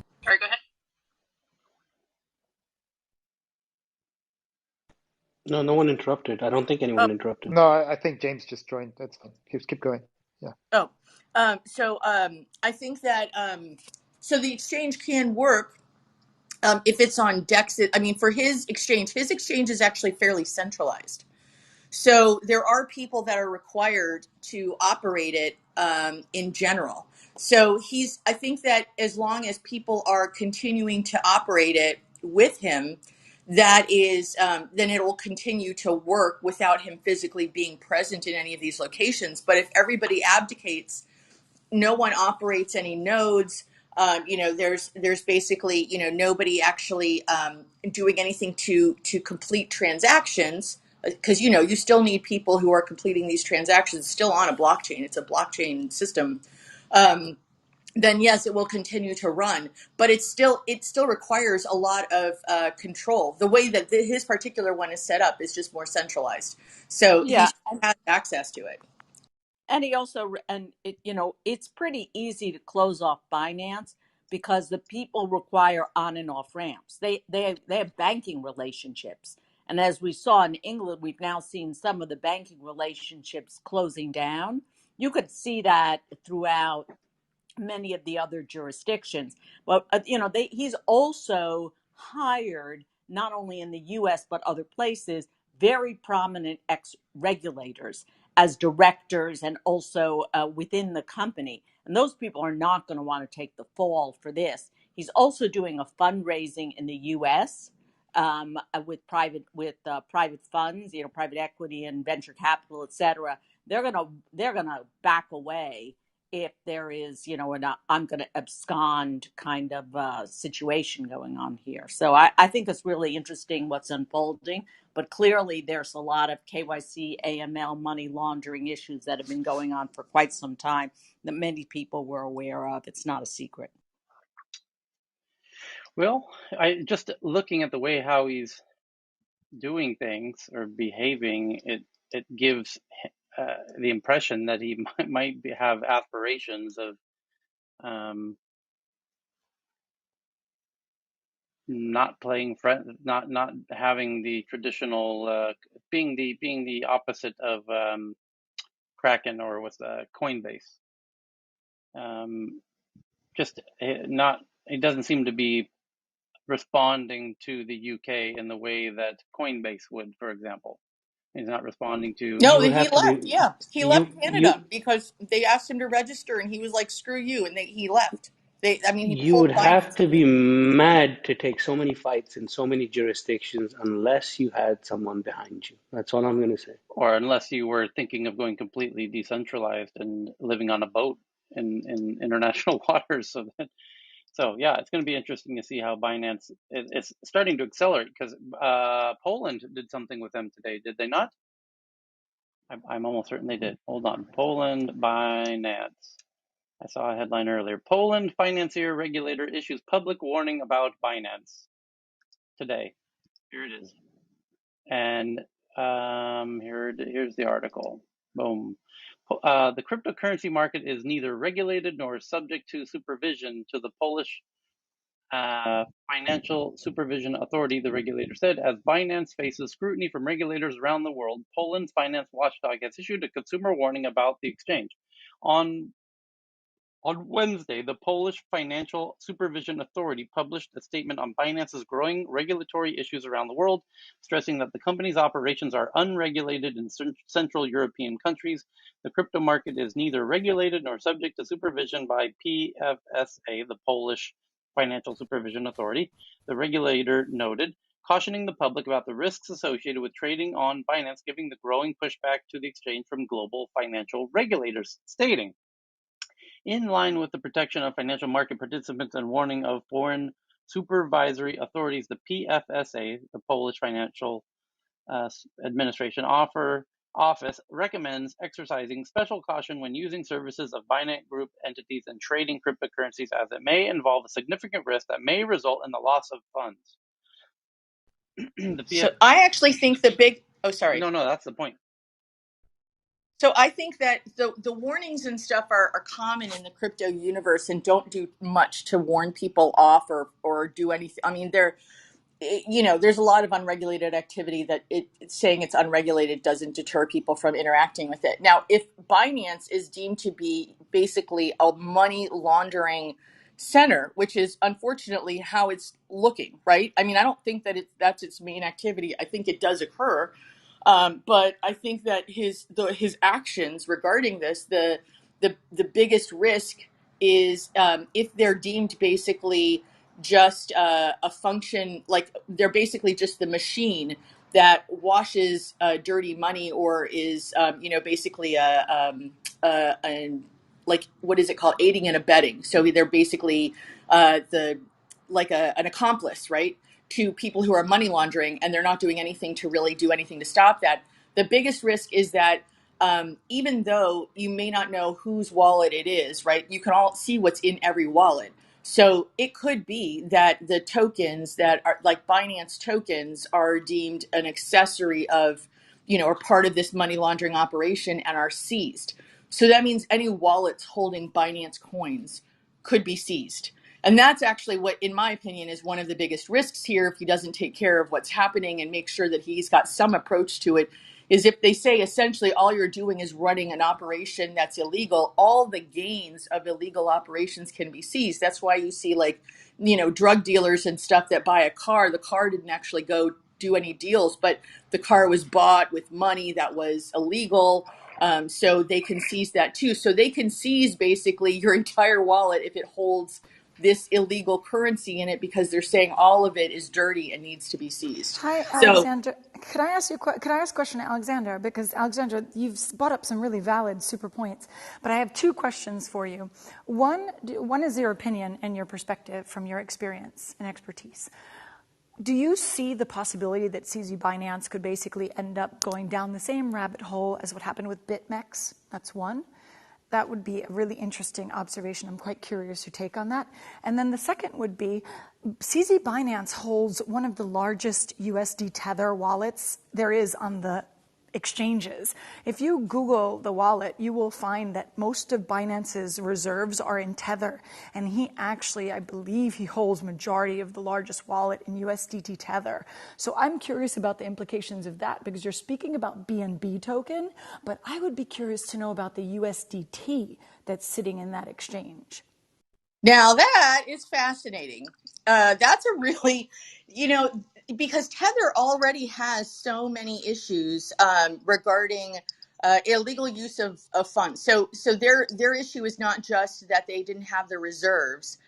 Their issue is that there are three related companies all owned by iFinex. And the problem that they had is that they used funds from Tether to cover losses in Bitfinex, and they're one of the exchanges that took Bitcoin from their exchange wallets, which is why you never leave it in your wallet, in order to cover their own losses. So they had a hack, and they used Bitcoin from their customers to cover their loss. So Tether has its own legal issues that it's continually fighting. That would be very interesting to see if there's some link underneath there that they end up starting to use that to exploit, right? That would be like, I wonder if there would be like, end up being some deal, a trade of some sort of like CZ, like saying, okay, I can tell you what's really going on there because we know he knows. So, and I'll give you that evidence in exchange for, leaving my stuff alone.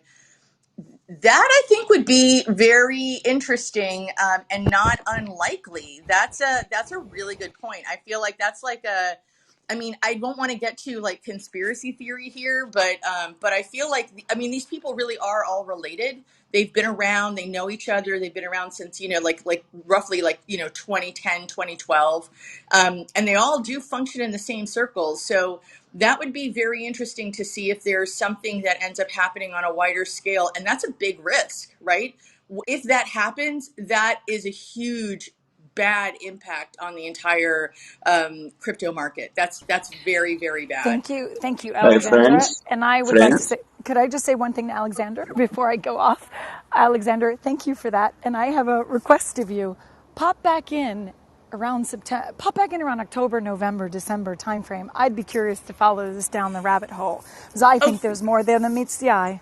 for sure. My head is like, oh my God, like, what are we going to, like, Yeah, but that could be, like huge, enormous, major super scandal. And obviously it would be called something way better than that. But yeah, that's basically something I'm going to start Googling like right now to see what connections are already known. So that's really interesting.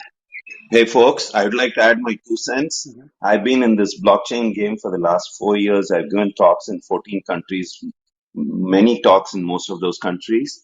And I've forever been a proponent of permission blockchains, and I've been anti-permissionless. And more of these sorts of stories are further convincing me. This whole thing is a lot of BS. And I can't believe that so many people are falling for all this hype machine and the speculative nonsense that's going on with cryptocurrencies. If you want more evidence of all this, go look at my presentations. There are videos and PowerPoints, high level stuff as well as deep technical stuff where I discuss all this. So the It's pretty unfortunate that the whole world has gone bonkers with all this Bitcoin and everything else that followed from. Mohan, now I can tell that you live in Singapore for half a year. Thank you. so the No, this was long before Singapore. 4 years I've been giving talks on all this stuff. And I've Yeah, been from the thank beginning. you. Yep. Hey Ben, I'm also for permission blockchain. Yeah. yeah Ben, I'm wondering what your take is on Binance. That Poland is just coming out with their quote today that in line with they're just warning Polish people you could lose all your money, basically saying that it's not regulated in Poland. And then they mentioned several regulatory warnings against Binance by global regulators, including the German Federal Financial Supervisory Authority, the UK's Financial Conduct Authority, the Cayman Islands Monetary Authority, the Securities Exchange Commission of Thailand, and is subject to regulatory investigations and reviews in Canada, Japan, United States, and Singapore. Which they're not. The thing that is of interest to me is how the way that they're structured is I don't even know that they have the correct team to deal with those issues. And so I don't think they have any plans of resolving any of those things. And they're certainly not behaving in a kind of Coinbase type way. I'm curious what your thoughts are about Binance. Ben.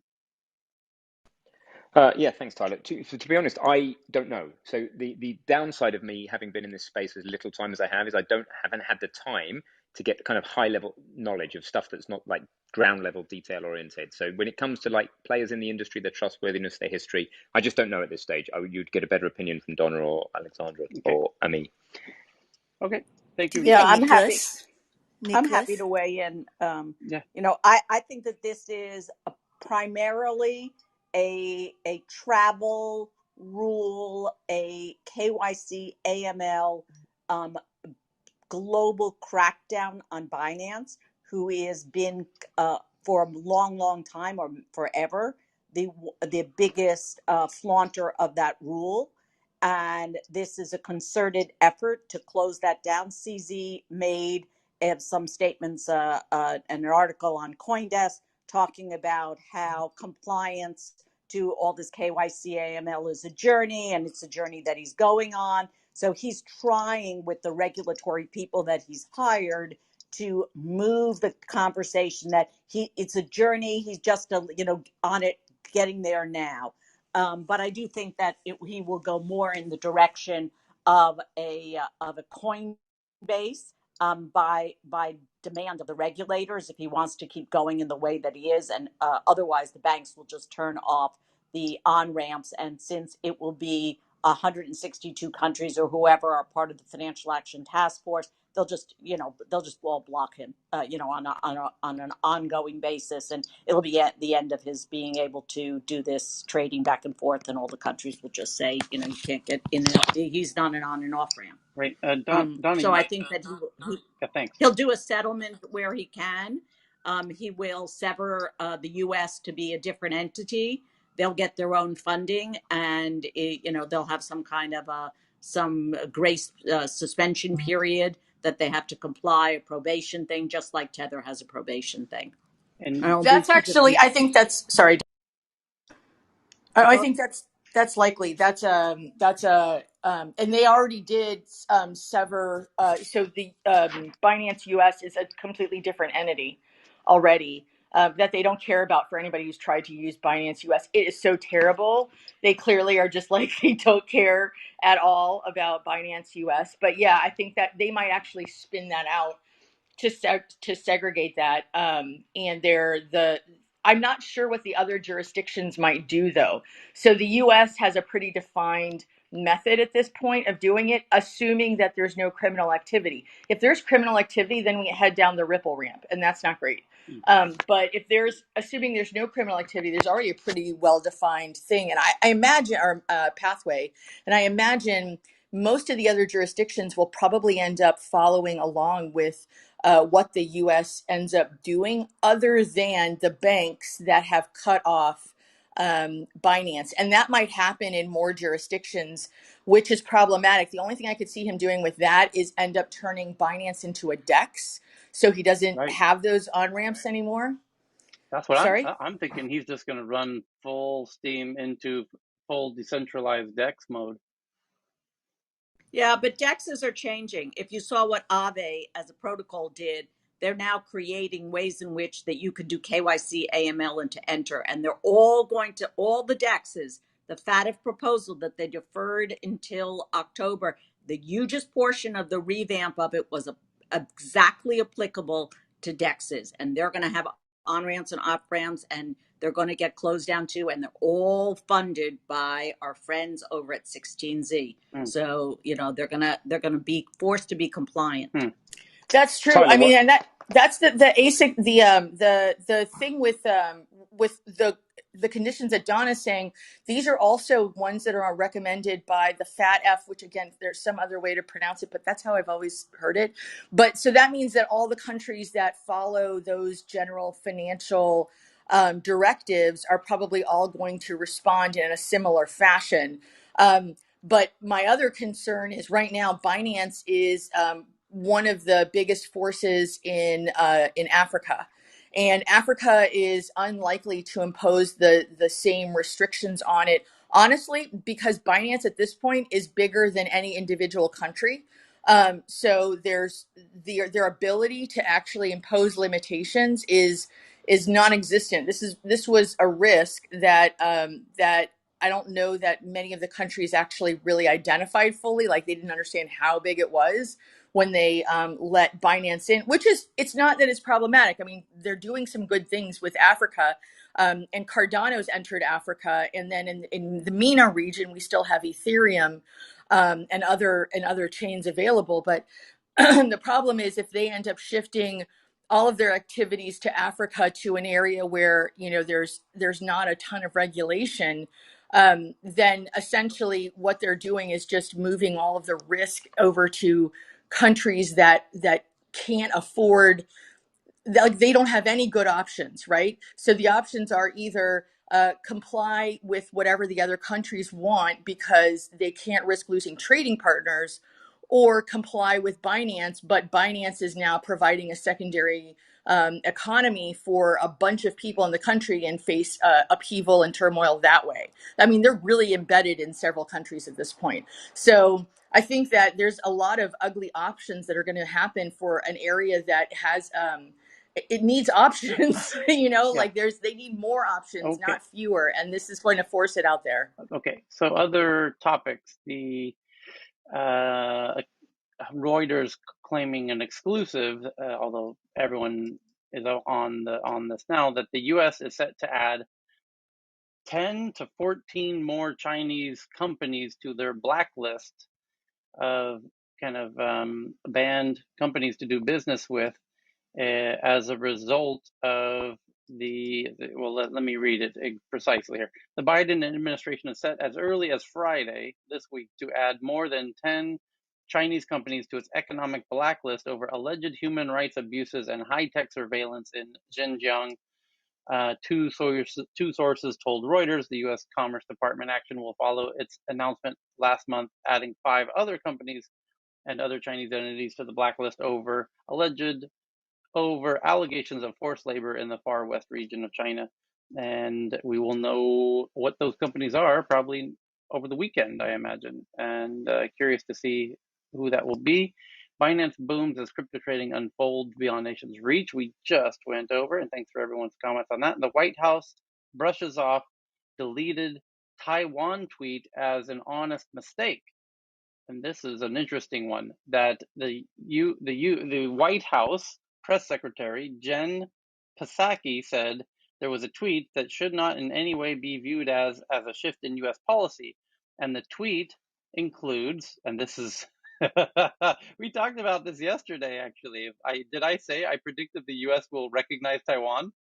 Remember this, Cal, yesterday? Cheryl, remember me saying Yeah, that? I remember Right. exactly. Well, Yeah, guess he what? said that. He just No, did no, on we Twitter. agree. Yes. Yeah. And that, so it's Yes. a photo, and in the photo it In says fact, there was a counter argument, and we had a discussion about it, right? So no, the U.S., it's too early it's or too whatever. early. I But started yeah, off by he did. saying I Yeah. predict the U.S. is going to recognize Taiwan, and then I kind of walked it back. But since I said that 24 hours ago, they did recognize Taiwan on their Twitter account. Here's how. And by the way, if they were to do that, who was it? Kai in the on stage said if they did that, it would be a declaration of war. Um, Yeah, it would. Yeah, it was Kai, and there's a couple others. It was right, a good discussion. right. Well, here's a clever way to do it without instigating a war. You get a photo, as I have here in this New York Post article that we're tweeting out from the tech news around the world. You got to see this tweet that America sent out and from its Twitter account, which shows which countries it has given COVID support to, vaccine support to. So it says U.S. global vaccine distribution, top of the list. South Korea, we sent Johnson and Johnson on June 3rd. Next, we sent Mexico, Johnson and Johnson on June 15th, and then we sent Canada a bunch of Moderna on June 17th, and then we sent Taiwan Moderna on June 18th. Say what? How did you send it to Taiwan if Taiwan's part of China? Exactly, is what China wants to know. There is no Taiwan. What is this country Taiwan you're referring to, is what China's asking. We've never heard of this thing. So they're recognizing Taiwan. In fact, not only are they recognizing it, they're sending it Moderna vaccines on July 18th. With its, by the way, Tyler, with its flag. Not just the word Taiwan, but Taiwan with the Taiwanese flag next to the word Taiwan is part of this tweet that you can see it. I just tweeted it from the Tech News Twitter account at TNATW. And then the White House press secretary, Jen Psaki, said the tweet should not in any way be viewed as a shift in official U.S. policy. Sure, of course not, Jen. Of course not. Yeah, somebody was jumping in. Tyler, I was just going to, a little story for people in the UK who would like an mRNA vaccine but are over 40. I did my research. I delayed having a vaccine for 3 months while I did some further research. I definitely wanted the mRNA when I looked at it. They were going to try and feed me AstraZeneca, which is 6 times cheaper than Pfizer. Pfizer is the mRNA. The solution is simple. When you sign up on the NHS website, if you haven't done it yet, tick the box that says you're pregnant. Whether you're male or female doesn't seem to matter. It gets you the mRNA instead of the AstraZeneca. You get a funny look when you get to the center, and you don't look that pregnant, but it works. There it is. Life hacks, compliments of tech news around the world, and I'm going to take credit for this prediction, by the way, because I don't think the White House. I would actually have to chime in on this one Go because ahead, I Heyman. think we need to be not abuse it too, because I think there's a reason why the mRNA vaccines actually being held off for some people, Oh no, I thought you were going to talk especially about the immunocompromised. we're talking about No, the no, I know, but I'm just Taiwan. saying about Oh, I love this. the hack I for love pregnant that women and so forth. America just officially recognized Taiwan as a state, which, But I don't think that and was. you're talking about the Do you, Pfizer vaccine. Yeah, really? go ahead. But do you really think that the recognition was formal? I mean, I think that that Yeah. was just an accident. I think No. someone pulled it together and it didn't get reviewed and they didn't really consider the implications. I think accidents happen. But are you looking at the photo that they tweeted? Because somebody had to spend about 3 hours in Photoshop drafting this thing with the White House's official logo on it. I But know, was it but someone? Oh, sorry. That's not an but accident. Tyler, I guess the person who consolidate it because they are delivering these vaccines to the respective location, right? So on the mail, most likely Taiwan will turn up. So maybe this guy who is not so familiar with the Asian politics just conveniently No. Right. He's put the very Taiwan flag. no. They're the White House is intimately familiar with China's position on all things I about know, Taiwan. but the Yeah, person working on this Photoshop picture may not be familiar. and the That's what I'm person saying. No, who no, no, tweeted no, it, no. I both. think the person is just trying to do a good job. Like, look, I'm putting their flags on and whatever. Yep. But it's Yeah. somebody who's dealing with the vaccines, not Right. dealing with policy. Okay. Here we wait. Jeff, where'd Jeff go? Jeff from Taiwan is going to give us the official word here.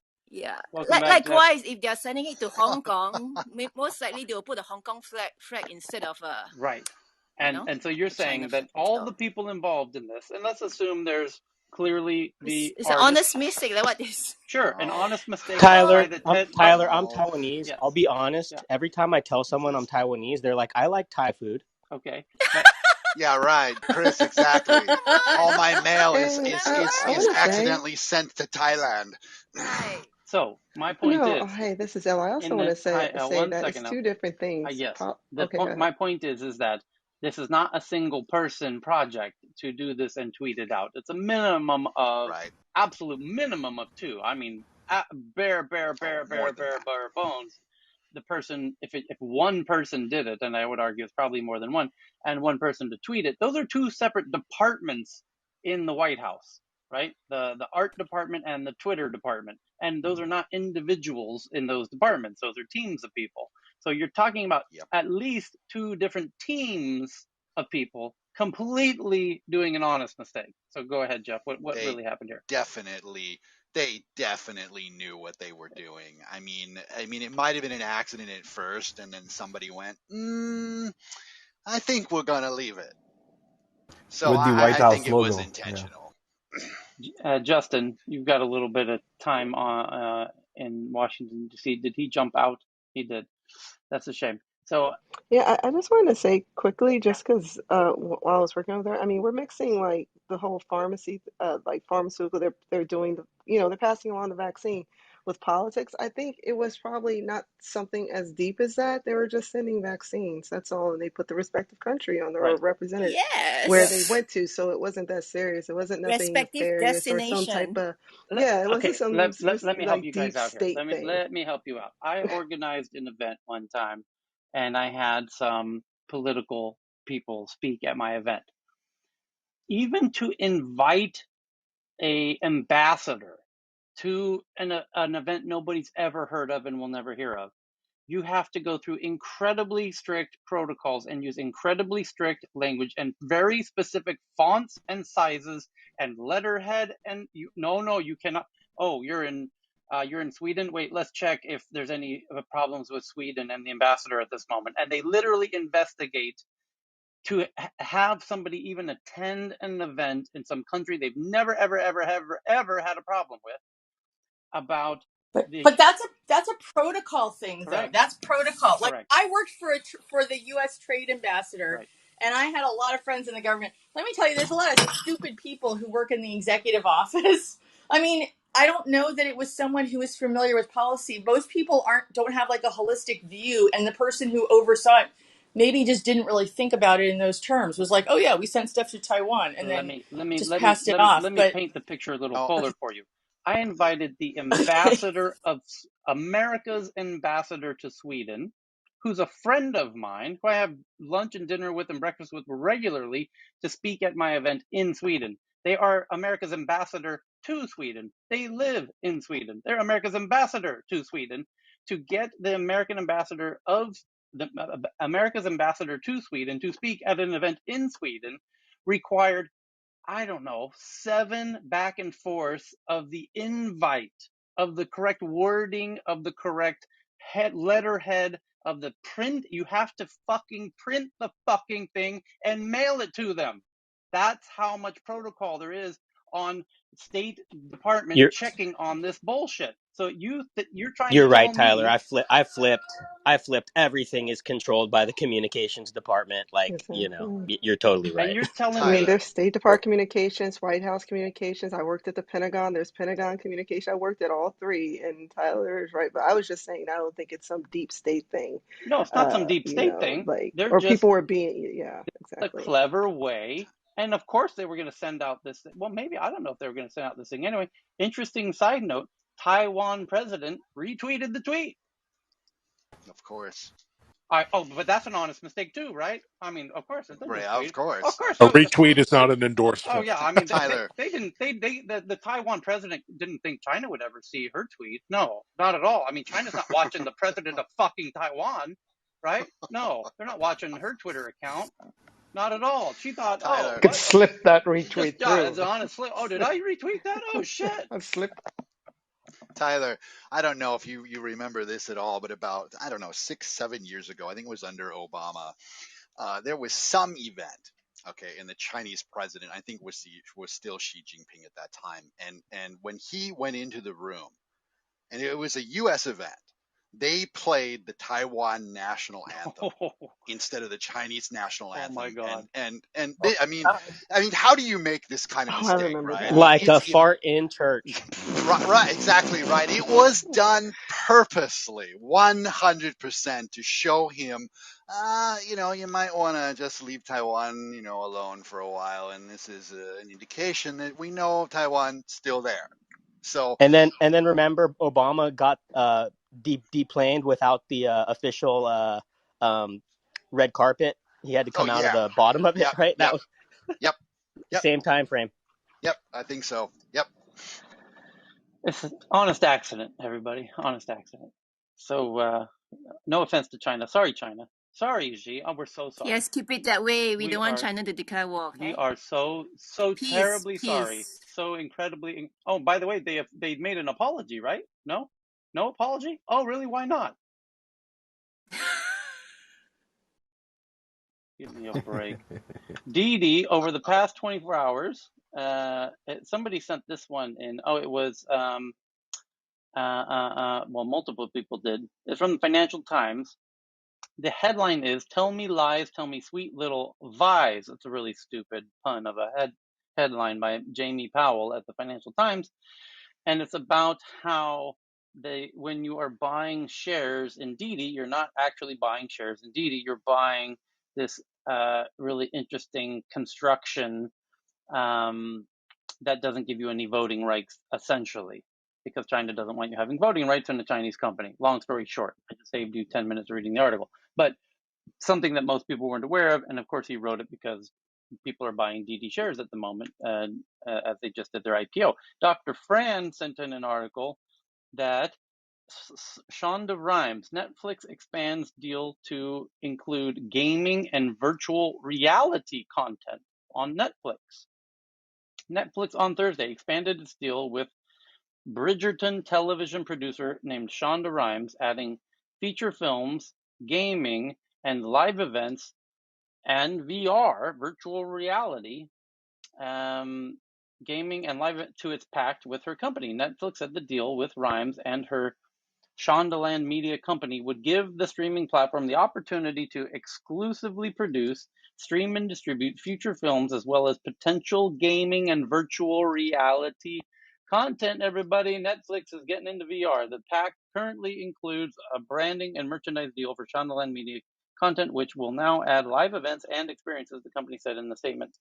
So, however, I'll be the first to admit that Netflix is just legally locking in this on paper.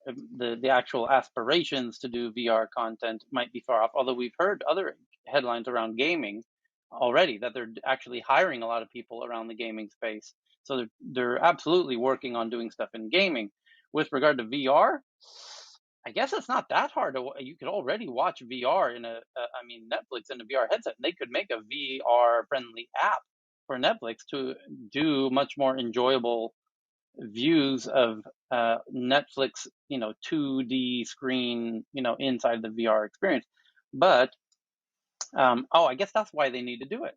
Oh, that's why they need the legalese in the contract, which is because they're going to obviously have, if they don't already do, I bet they do, have an app inside of Oculus or whatever, so that you can watch Netflix and through the Netflix app inside of Oculus. So they need to have you sign off that they have your virtual reality rights, so to speak, just like the record labels did with the digital distribution streaming, which all the musicians in the 90s were like, what the fuck's this digital distribution bullshit? What is that? And now we know it's Spotify, but same thing, Netflix needs to make sure they are future proof and have control of the VR aspect of showing your content, because you'll be watching, even if it's 2D, not necessarily even a full VR experience. So, Lakeisha, you had one.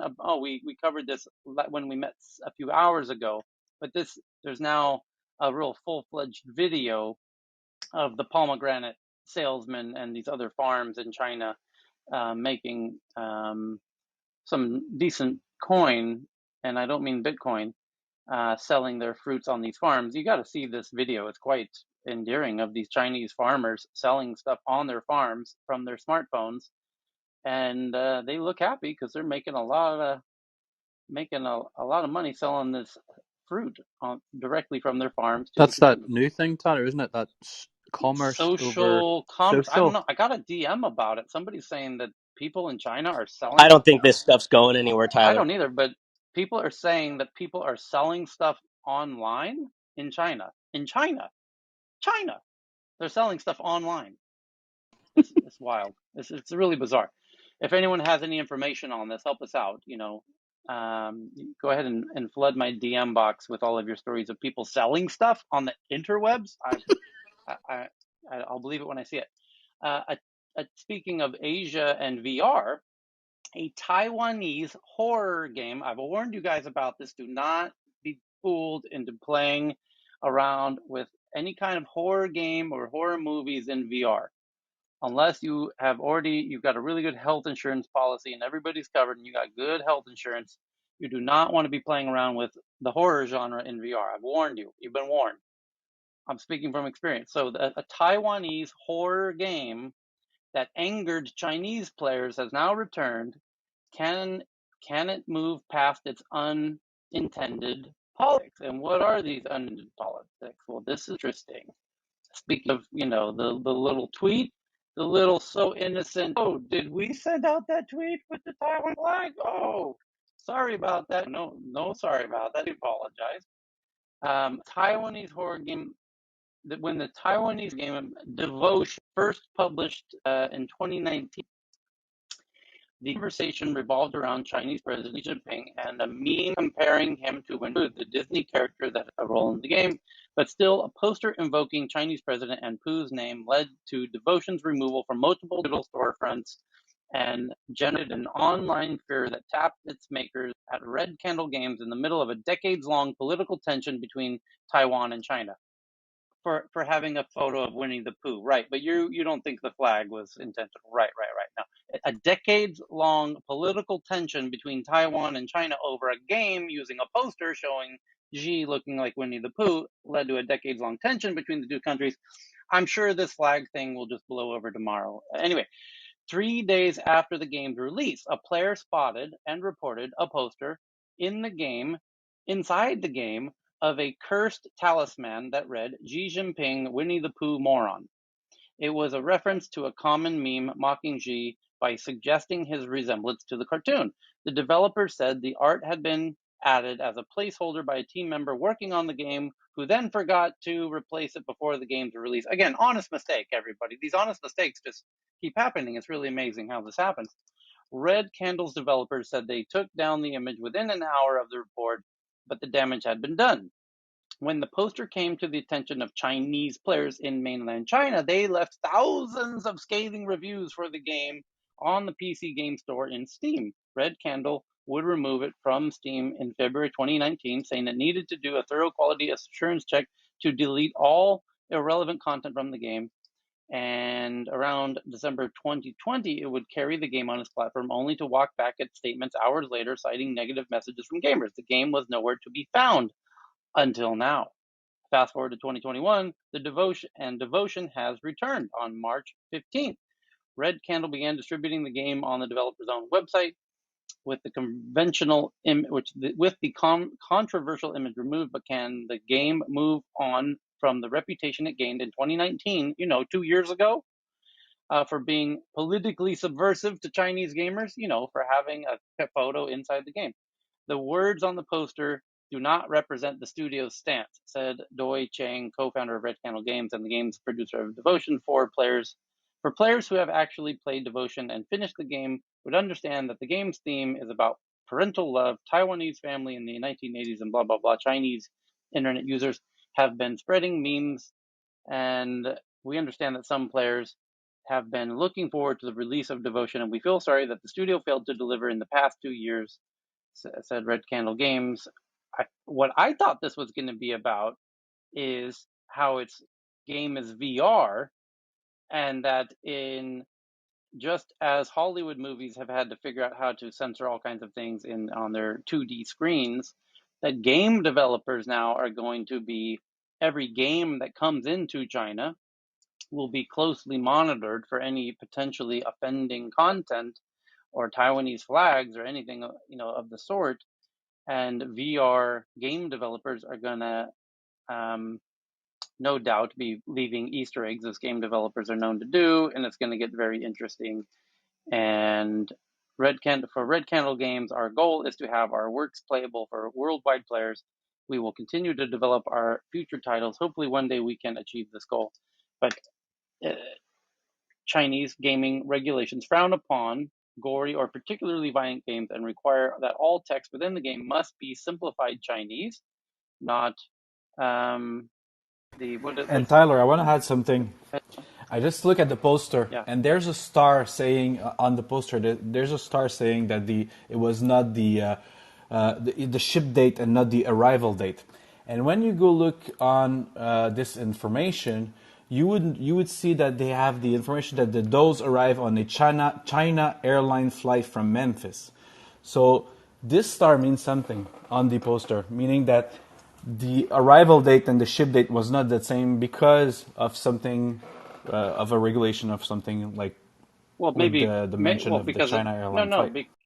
they're stipulating that the date is the arrival date and not the ship date of when it left and when it arrived, because they crossed over the international date line or something.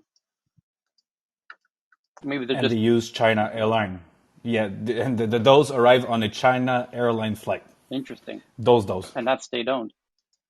That's interesting. Well, it's a Taiwanese company, right? Yeah, China China Airlines is Airlines Taiwanese. is, yep. Interesting. So, a simple belief here.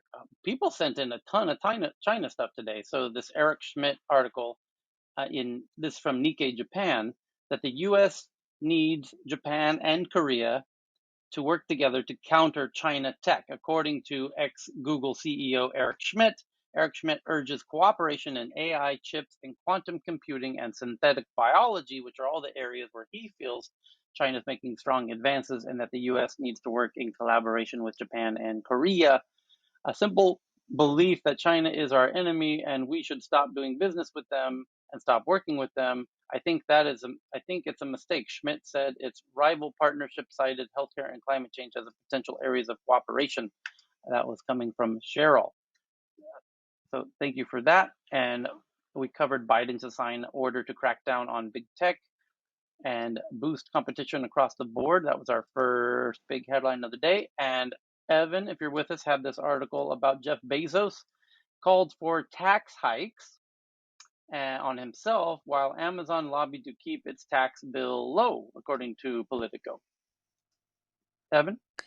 And Bezos is reportedly now the richest man again at $210 billion. So it's never enough for these guys. But yeah, no, I mean Amazon is notorious for avoiding taxes. And remember the scheme where they didn't have to pay sales tax, right? I mean that's how Amazon really took off. When you ordered online books back in the day, you didn't have to pay local sales tax Right, until that loophole was finally closed. right. Versus going into Barnes and Noble or Borders where you had to pay local sales tax. So it's all about the money. Mm-hmm. Global consumer spending on mobile apps surges to $65 billion. People spent $65 billion on App Store and Google Play Store, a 25% jump during the same period last year. 25% growth for apps. iOS users spent nearly twice as much as before. So most of that growth is in the Apple ecosystem, not in the cheapo Android ecosystem. But people who follow these things closely already knew that. Speaking of Amazon, Renjin sent in the article, the headline today, that Amazon's first digital Kendra launched in India to bring small mom and pop shops online. And Amazon's starting to realize if they don't bring mom and pops online, they're going to lose the game to Shopify, who is doing that. And they're also going to get regulated out of places like India for, essentially killing small businesses, because that's what Amazon does, essentially. But to be a bit smarter about everything, they've now, the headline today, e-commerce major Amazon. This is an Indian publication, so the English is a little off. E-commerce major Amazon has launched its first digital Kendra, a brick and mortar center to bring micro, small, and medium enterprises online in India. Located in Surat, the center will serve as a facility dedicated to educating small businesses about the benefits of e-commerce and providing them all necessary resources to start their journey of digital entrepreneurship. It was inaugurated by the Chief Minister Vijay at a virtual event on Thursday and will be serving thousands of small businesses and traders in the region. Amazon said that the small businesses can visit its digital Kendras to not only develop a better understanding of e-commerce and export markets, but also to avail third-party services such as shipping and logistics and support, catalog assistance, digital marketing services, and GST and tax support. The businesses would even get onboarding service to sign up as a seller on Amazon India or engage with other company programs such as Amazon Global Selling, Amazon Pay, Amazon Karigar, Amazon Shelly, and Amazon Easy. This is an earnest effort to bring the right tools, support, and service infrastructure closer to where the small businesses are based and help them benefit from e-commerce. Amit Agarwal, Senior VP and Country Head of Amazon India, said Amazon's digital Kendra will help small businesses grow their business with adoption and technology and play even more important role in the revival and growth of the Indian economy, because we don't want to get kicked out of India for killing all these small businesses. And we figured out the smart thing to do is empower them and make money off of them, just like we do everybody else, and not face the fury of everybody realizing what we're up to. So rather than have Shopify and Flipkart come in here and take over our business, and rather than have the government get all up in our ass for killing small businesses, we figured the right thing to do is to help these small businesses get onto Amazon. That's the future. Amazon's now figured out in India, where the Indian government's much more paying closer attention to these things. And eventually, they will do the same in America. They're going to need to make it in super, super, super simple for every idiot you ever met to open their little flower shop and cake shop and brownie shop and lemonade stand on Amazon, or Shopify's already done it. And they're going to get on Shopify, and the billions of idiot little store owners are going to put their little shops on Shopify. And that's nice. But in India, if you are killing small businesses, the government will kill you. Where in America, we did see the headlines about today about how Biden is starting to crack down on Mr. Jeff Bezos. But it's interesting to see how it's their intent. They clearly have to go to great lengths to show and help and encourage small businesses to participate in e-commerce so they don't get painted as the bad guy.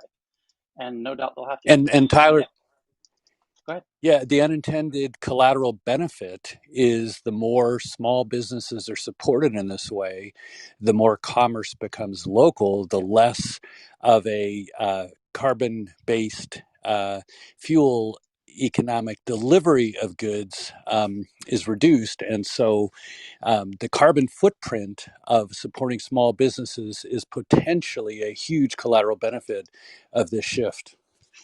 Yep, I'm with you. Venture capitalists invested a record 288 billion in the first half of 2021. We've been covering that's a lot of the H1 first half of 2021 data's coming in, and tech is booming everywhere. TikTok getting bigger and bigger, and more issues complicates things, according to Axios.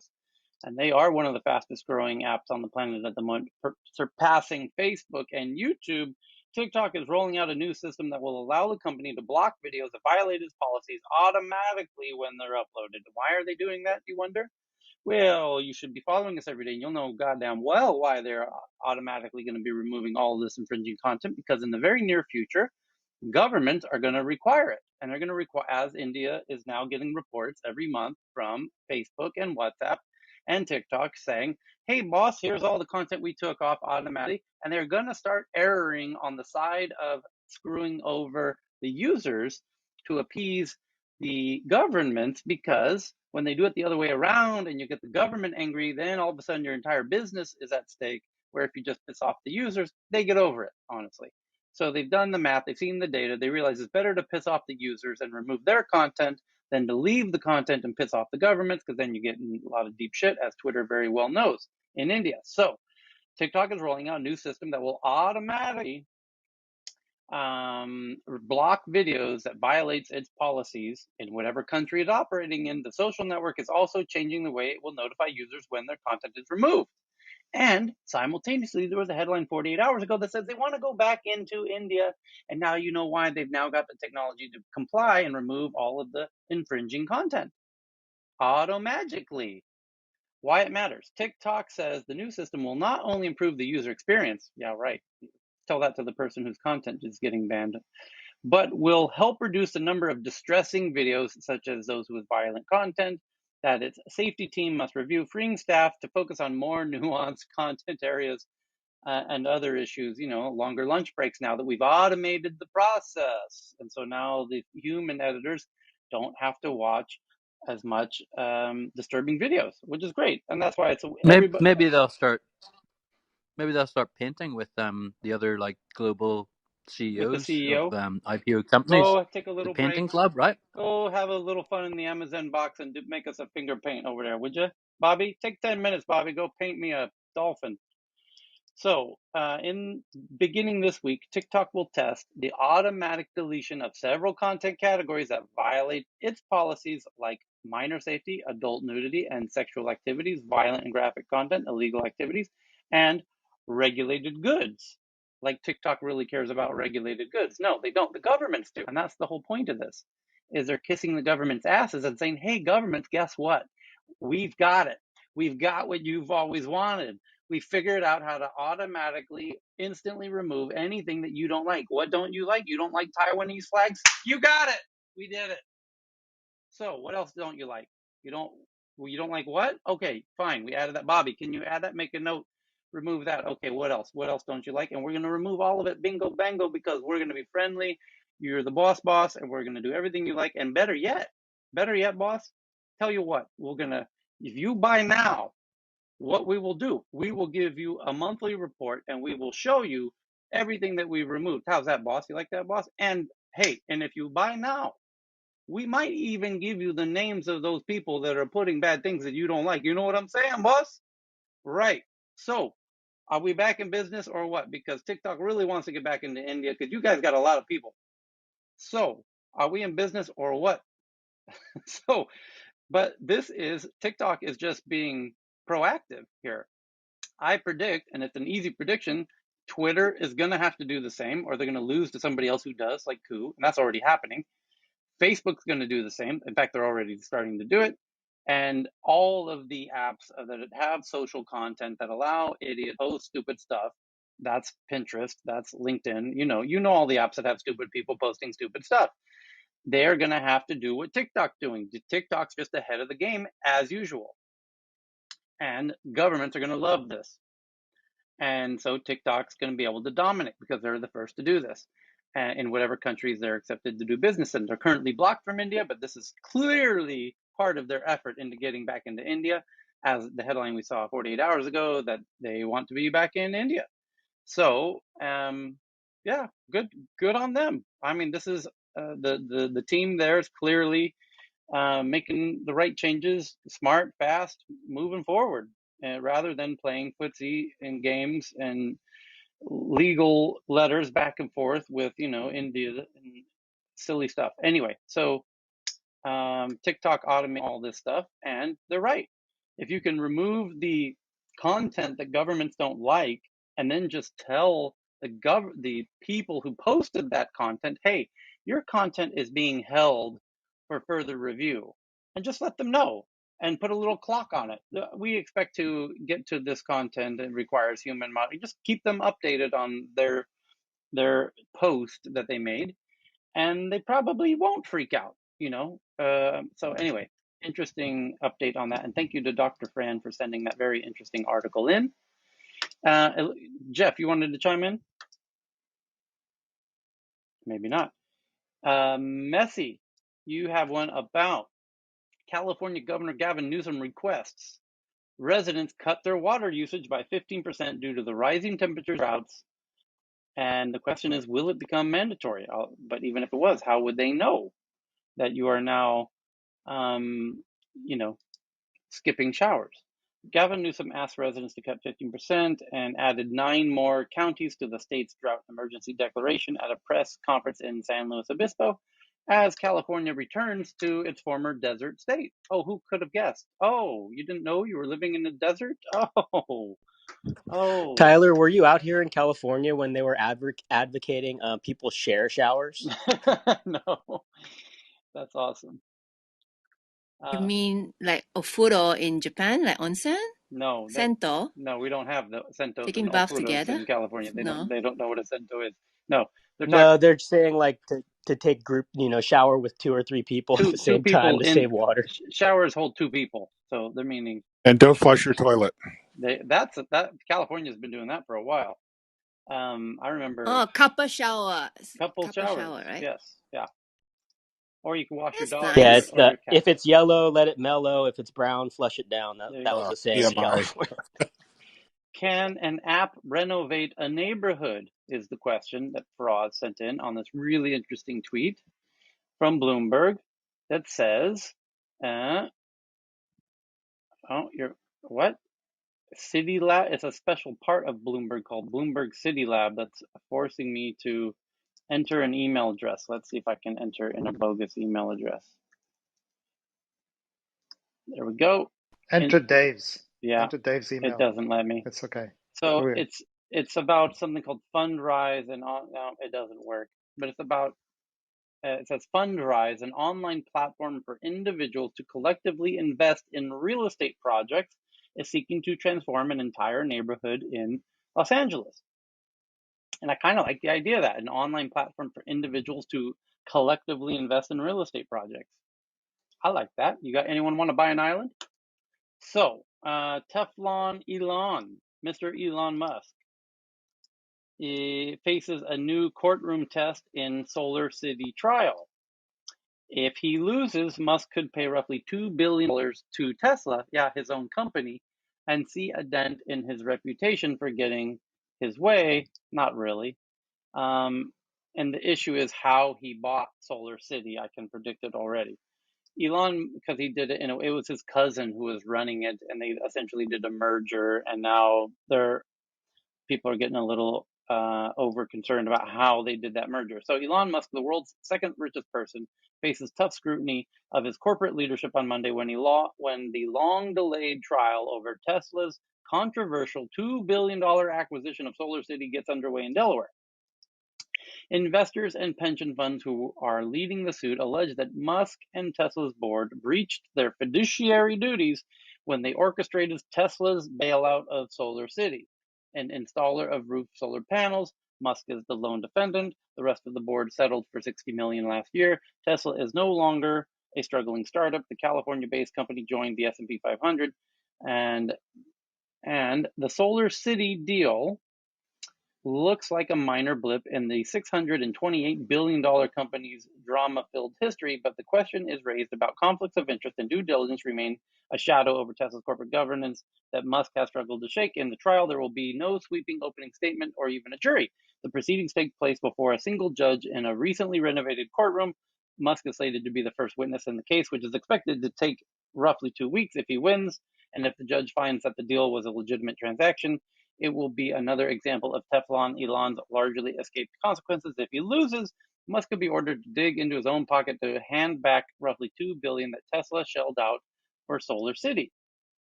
But he'd be giving it back to Tesla, so this whole thing is kind of clickbait drama. It would also be a hit to his reputation as a tech titan who nearly always gets his way. No, it wouldn't be. You tech journalists got to stop with this nonsense. Who wrote this? Dana Hull and Jeff Feely? Come on, guys. So it's a lot to do about nothing, honestly, which is why there's no quotes in this entire article, because no one other than these journalists have anything to say about this, honestly. It's stupid. Clickbait. Hey, Dana, Jeff, nice clickbait. You got me to click it. Well done. So next article, Moderna, Evan, about Moderna, the co-founder, says that COVID-19 booster shots will almost certainly be needed. There you go, Moderna. Which is very different from what I guess the policymakers are saying yet. Right? So we'll see with Delta what we all have to do. Yep. And you got another one about Hyperport. Would fire shipping containers around at transonic speeds. And this is a way to get shipping containers moving at the speed of sound, essentially. It's kind of like the Hyperloop, but faster and bigger. So there it is, Hyperport. You can see it. I just tweeted it. Thank you for that, Evan. And Renjent sent in this really cool graphic outlining the 1,600 unicorns globally. And the U.S. leads the way with more than 50% of the unicorns. China has just 280 of the 1,600 unicorns. However, Europe is hot on China's heels with 268. And it's all in a really beautiful graph. You got to see to believe. Well done, Renjin, for that tweet that we just tweeted out. And Froz sent in one that Facebook finds itself in a strange face-off with a startup called Face Party because a social media pioneer tried to convince a judge there's a big mistake in how Facebook came to acquire the rights to the word face more than a decade ago.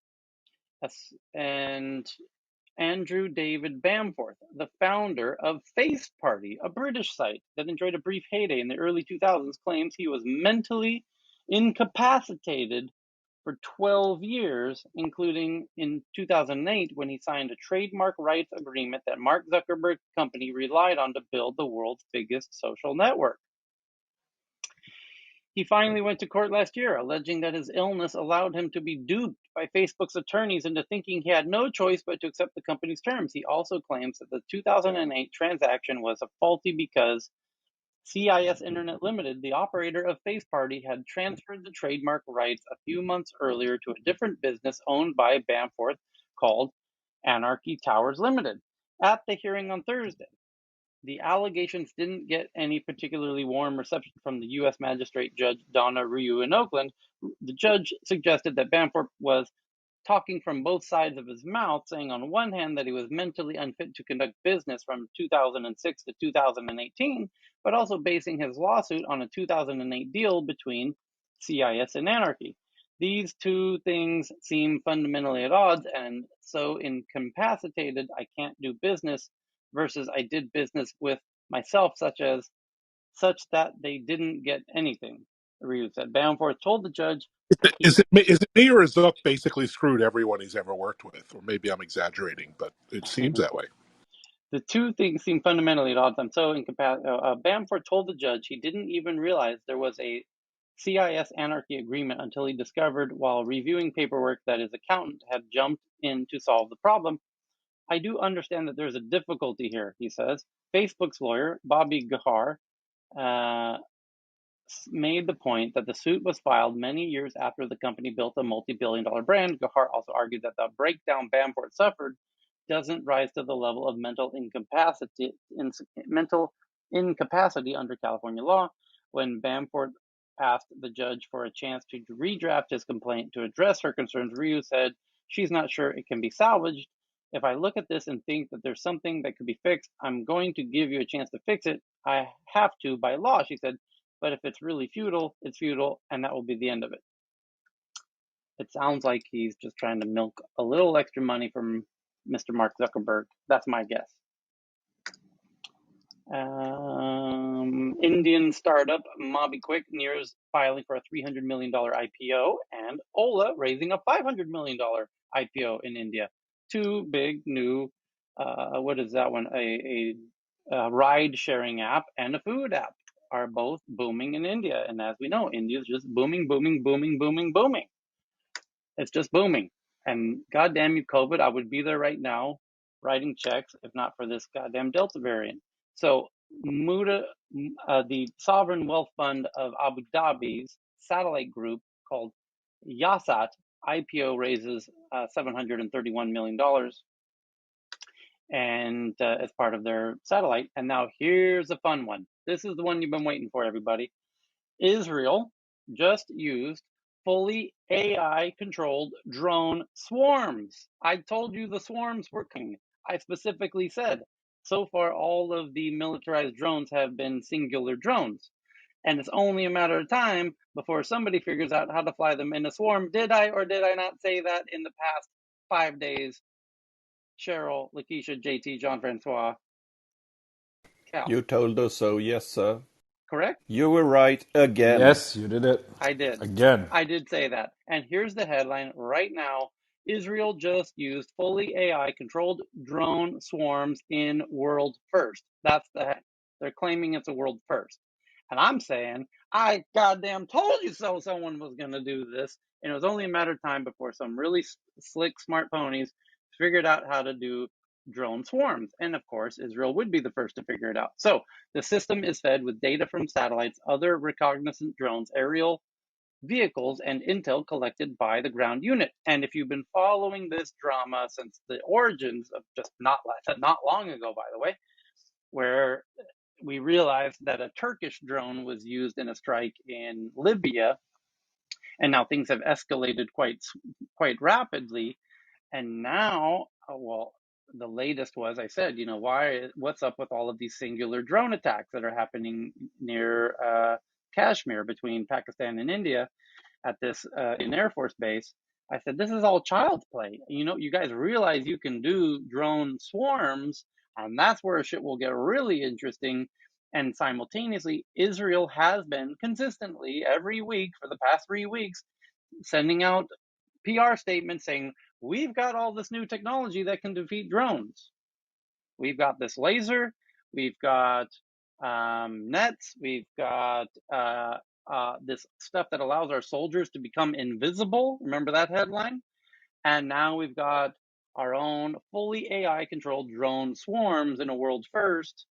And why is Israel so hot to trot to show that they've got all of this anti drone technology? Well, it's because they may or may not have some neighbors who have been spending a lot of time and money and energy on rockets, which are not very effective, and they will very soon be using drones, and Israel knows that.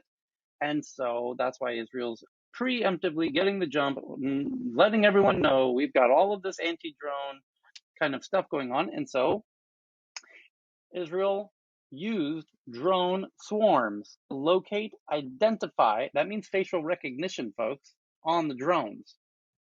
They used it, well, no, it could be cameras, could be remote viewing, but they used the drones to locate, identify, and attack people, Hamas militants in this case. But they're using essentially commercial drones now in a militarized fashion in what is likely the first ever use of drone swarms in combat. That's the headline. Last month, we had reported that Israel deployed a semi-autonomous robot during a recent Gaza conflict carrying a machine gun. This robot, named Jaguar, was capable of driving to a designed designated location, returning fire, and even self-destructing when compromised. These Israelis are clever people, eh? However, the robot needed a human operator to initiate the firing from the machine gun. A fully autonomous drone swarm is a different level of technology altogether. Indeed, it is. It is a networked entity that is not controlled by human operators at all. Exactly. That's why it's called autonomous. Operated by artificial intelligence, it can continue its mission even if it loses some drones during the mission. Hence why I said it's only a matter of time before someone figures out how to do this. The machine learning system is fed with data sourced from satellites, other reconnaissance drones, and aerial vehicles, as well as intel collected by ground units. Over the last couple of years, the Israeli Defense Forces, the IDF, has been using AI and supercomputers to identify locations of Hamas activity and plan strikes to remove any strategic advance. According to the IDF, this has allowed them to comb through and gather data much faster and reduce time needed for their missions. And Israel's technology superiority has definitely helped them in the recent conflict that reportedly saw over 4,400 rockets fired into Israel. The Iron Dome thwarted over 90% of them midair. And Human Rights Watch runs a campaign, blah, blah, blah. It's killer robots, blah, blah, blah. Anyway, long story short, they're now using drone swarms. You heard it here first. In fact, you heard it predicted here first.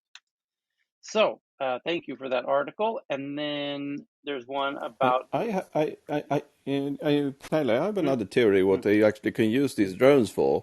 One of the things they also can use it for is to paint target for targeted bombs with laser, Right. IR lasers, which is Yep. actually working with today. You're right. And the next thing that I did find it when we discussed this about weaponized drones the other week. I actually found that there were sketches found that they intend to drop RPG grenades from drones on tanks. Because all knows that tanks are weak from top. Imagine that you can fly in a drone over a still standing or slow driving tank and just drop the rocket. You don't even need to ignite it. You just drop the shape charge on top of it, and it's the movie ends there. You are done speaking. Okay. So. And everything's moving into kinetic weapons too now, where they're just dropping things from very high distances and just because it's more surgical. Like they call it the Ginzu blade approach. So Funny. So what do we got right here? The crypto price warning. Goldman Sachs issues surprise future of Bitcoin and has predicted Ethereum has the potential to eclipse Bitcoin in the coming years and warned the extreme crypto prices, yada yada. We tweeted that one out. You can read it. The U.S. adds 14 companies to the economic blacklist over the Xinjiang genocide. We already covered that. It's now the 5th anniversary of Pokemon Go and the craze that marked its launch. In celebration, Niantic CEO John Hanke, who's, by the way, a very lovely, nice guy, talks about the future of gaming and constructing what he calls real-world metaverse, which is a fascinating concept. So I'm tweeting that right now from the Tech News Twitter account at TNATW, which are the letters above my head. If you have trouble spelling TNATW, you can see it written above my head in the photo. Evan, you've got this TCL Nextwear G Cinema glasses. And for those who don't know, Yeah, I was so looking forward to these wearables. You know, you can watch movies, and the review is terrible. So they unfortunately, it hurts as hell. You wear them more than an hour or two. So very disappointed. Well, they look terrible from the looks of it. But TCL, for those who don't know, I don't know if it's popular in the U.S. or not. It's actually one of the world's largest TV manufacturers, one of the top four. And Yeah, they're up and coming. Probably, one of the top 3 or 4 brands now at big box retailers. yeah, well, they make a lot of the TVs that other people put their logos on as well. But these glasses look like they would hurt, and they don't look like they would be of good quality anyway. So, but people are starting to make TCL's cinema glasses. Could have been great. I found using these glasses to be a bit delightful experience right up until the moment it became painful, which is a fantastic. And then we got Dr. Fran, and then we've got Swedish crypto scammer is now sentenced to 15 years in prison. The Department of Justice says 47-year-old Roger Niels Jonas Carlson has been sentenced for securities fraud, wire fraud, and money laundering charges, and he's going to spend 15 years in prison as being a crypto scammer. There you go. We covered the Binance issue, and we covered Didi. Oh, now China to remove 25 Didi apps from store as crackdown intensifies. What does that mean? China's cyberspace administrator said it would remove 25 mobile apps operated by Didi from app stores. I didn't know Didi had 25 apps. That sounds like a typo, but they it's the headline, so I don't think it's a typo. What does that mean? 25 mobile apps operated by Didi. The apps in question used data that was illegally collected by Didi and include those for its delivering service, camera device, and finance services, etc. So they're basically taking down everything Didi touches. Yeah. So they're going after Didi in a very big way. Thank you for that one, Radeja. And billions being poured into real life technology with these remote teams and the challenges faced by in-team building.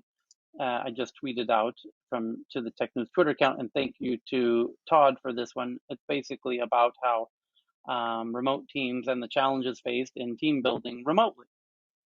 Does your team portray the same level of motivation as was the case during pre-COVID times, struggling with maintaining employee relations and such? So we had a big conversation about that when we started the room at the start.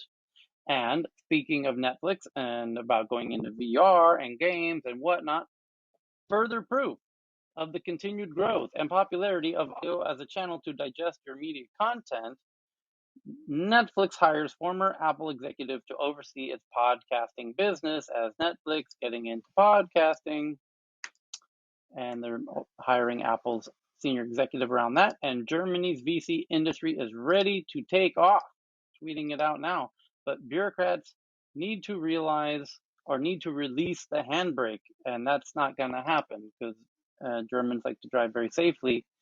And so that's why Germany could be doing more than it is, but they're going about it in a very German way, and they're being safe, and it's the German approach. So other interesting headlines at the moment. I'm just going to pause to see if anybody else has something hot that they want to share. Going once. Did you bring up the world in data and the Delta boost in the UK? No. The graph is exponential for the last week in the number of Delta cases in the UK. I tweeted it to the TA. Johan? Yep. Can you tell me what about Delta in Sweden at the moment? The thing is that they claim that our database has been attempted hacking, so we don't have any statistics for Sweden. Not any reliable. Folkhälsomyndigheten has stopped updating the database because they say that it's under attack. Or it's It's just just That's summer? great. huge. Yeah, Tyler? honestly, it's probably as concerning as it sounds. It's summer there, and Swedes don't like to work in the summertime, so I think it's just a convenient excuse. Yes, May? Tyler, just to give an update on that for the Netherlands, the government or the prime minister has said they've been gravely wrong. There's been a tremendous spike of cases, and they're going to meet next Tuesday, to decide if they take measures to start shutting certain businesses down, because they went and opened the clubs and everything, and it's just been a complete shit show, and the cases have gone up by 5,000. So basically, by them opening it up, it actually made things worse, even though the weather is nice. So I would be very curious to see if we end up in another sort of shutdown in some ways. But I believe it's also very much pointing at the young adults, which is a shame to say, but it's pointing at the demographic of 18 to 25 that just kind of went balls to the wall to go to the clubs, and they were faking QR codes, which we talked about would be probably happening. Yeah, so there you go. And they were faking that they took the vaccine by manufacturing like a copy. And this is what Germany was saying. This is the situation where they could manufacture a fake. The thing is, Sweden, as I said, SMINET, which is the database that have been under attack, or they claim are under attack, and so they can't use it. That one is down, and Sweden, that always were on the brink of destruction anyway, have opened up as well and opened the clubs here as well, and restaurants. So the thing is that everything points in the wrong direction. And what does the Swedish government do? Yeah, they run right into the fire. You undone. Hey, Joanne, Tyler, I read an this time the UK is doing the exact same thing. So okay, we'll see how Tyler. that goes. I read an article that the Thai people are actually buying vaccines online. How can that be the case? You mean Thai citizens? The Thai people, yeah, they're buying Moderna's vaccine online, which I thought is a bit crazy. Yeah, because they need to be It could be fake, right? refrigerated, right? Yeah, Yeah, precisely. so they get So delivered. if your friends around you are trying to buy, ask them, don't do it. Well, no, you just make sure it's refrigerated. Or Are they supposed to get it online, or they're supposed to go to designated vaccination center to get vaccinated, right? I mean, how do they know it's legitimate? Yeah, If they're buying it online, it could be anything, you know. Like, could and be I fake. just read also that Pfizer doesn't need or needs a booster at 6 months, which means like in the immediate now, all the first responders need a booster I need, of that one. But I guess yeah. Johnson and Johnson might not need a booster. I think that's right. Well, it's not even effective for as effective as the other ones. Anyway, but on the Thailand point, hospitals and clinics, what I suspect that headline that you read is about is that there are a lot of non-Thais who live in Thailand, and Thailand is currently giving vaccines to the Thais. The non-Thais want to get vaccinated, but it's another issue. So the ones who are tired of waiting, are going to clinics and hospitals and paying money to get vaccinated, where the Thais are not. They're just going through the government programs. Now, a clinic could a very clever clinic could say, hey, how do we let people know that we've got these vaccines for sale? Of course, they need to come to our clinic and receive it, and we need to give it to them here in the clinic, but they could go, because everything's available for purchase online in Thailand, so they go onto these online portals and use it as a form of free marketing, and you can pay for it through the e-commerce site, whatever it happened, and it's probably Lazada, which is the leading one. So if you go on, I bet if I go on Lazada right now, I would find vaccines, and I bet it would direct me, once I pay, it would say, great, go to your local clinic and we'll give it to you. But Tyler, also to both Cheryl and Alexander's points, there's a huge issue with fraudulent vaccines going out and people getting them. It's not just the refrigeration issue; it's that people are desperate and they're buying. It's a straight up fraud. So it might be a different topic, and that might in Thailand be exactly what you're describing. But there is that issue, and I think Alexander, I'm not sure, but I think the Pfizer is the one that's stronger. But we have a little bit longer for the booster. But yeah, it sounds like things are getting messy. Yeah, I think that it requires. So some of them don't require a booster. So Johnson and Johnson, you don't need a booster, but Pfizer you do, and I'm pretty sure that with Moderna you do as well at the 6 month mark. So I just noticed my husband is a first responder person. He's a physician, so I know that he just got a notice saying he's going to need a booster, but and he got the Pfizer one. I don't know that I haven't seen anything regarding like AstraZeneca, but I know that for at least two of them, you're going to need boosters, and they're going to come up fast. I don't know that we have the supply is always going to be an issue. Like, do we have to literally get them every 6 months forever? I don't really know how that's going to work.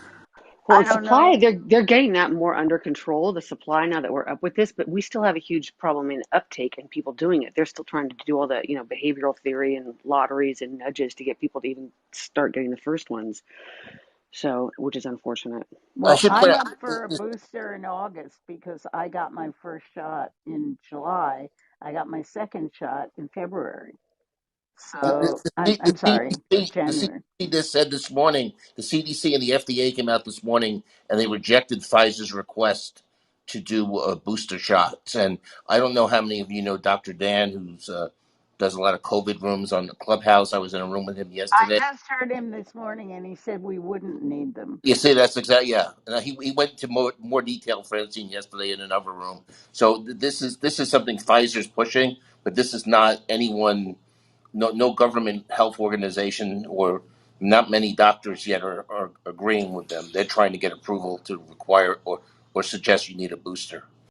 The thing is here, we're way too early to know or not know. The thing is, we need time and studies before we can take any decisions regarding this. Okay. That's the truth. Both Pfizer and Moderna have indicated that they're doing an update as opposed to a booster, an update to the Delta Plus What's the virus. difference? The difference is a booster doesn't specify whether it's one more of the same or whether it's actually an upgrade to the code of the mRNA. So the Delta Plus variant has significantly more mutations in the binding site that make it more contagious and more virulent and attack a younger demographic.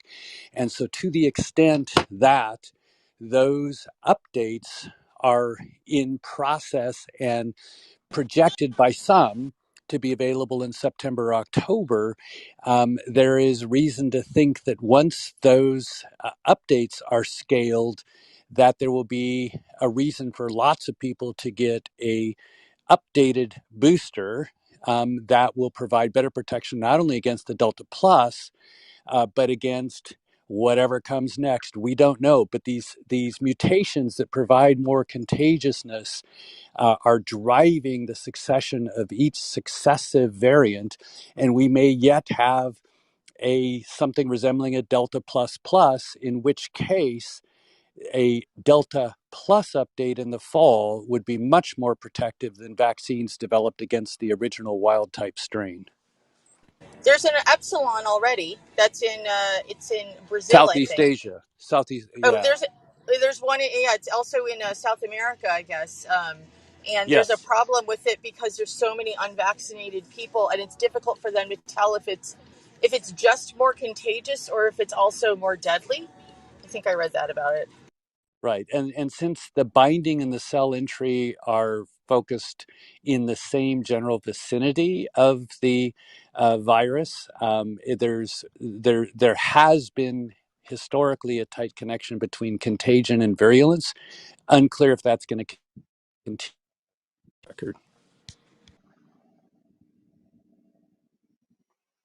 John, you there? Earth to John. I may have lost my connectivity. Yep, you did. So what I was saying is virulence and contagion have been tightly linked with each successive variant. Whether that continues in the future, whether it be a dispersion of the contagion from the virulence is yet to be seen. The best thing in the world would be is that if we got a super contagious one that wasn't very virulent at all, hence natural immunity without the risk of hospitalization, death, and so forth. But that has not emerged to date. Okay, so I got a John, whole. has there been any science? Go ahead.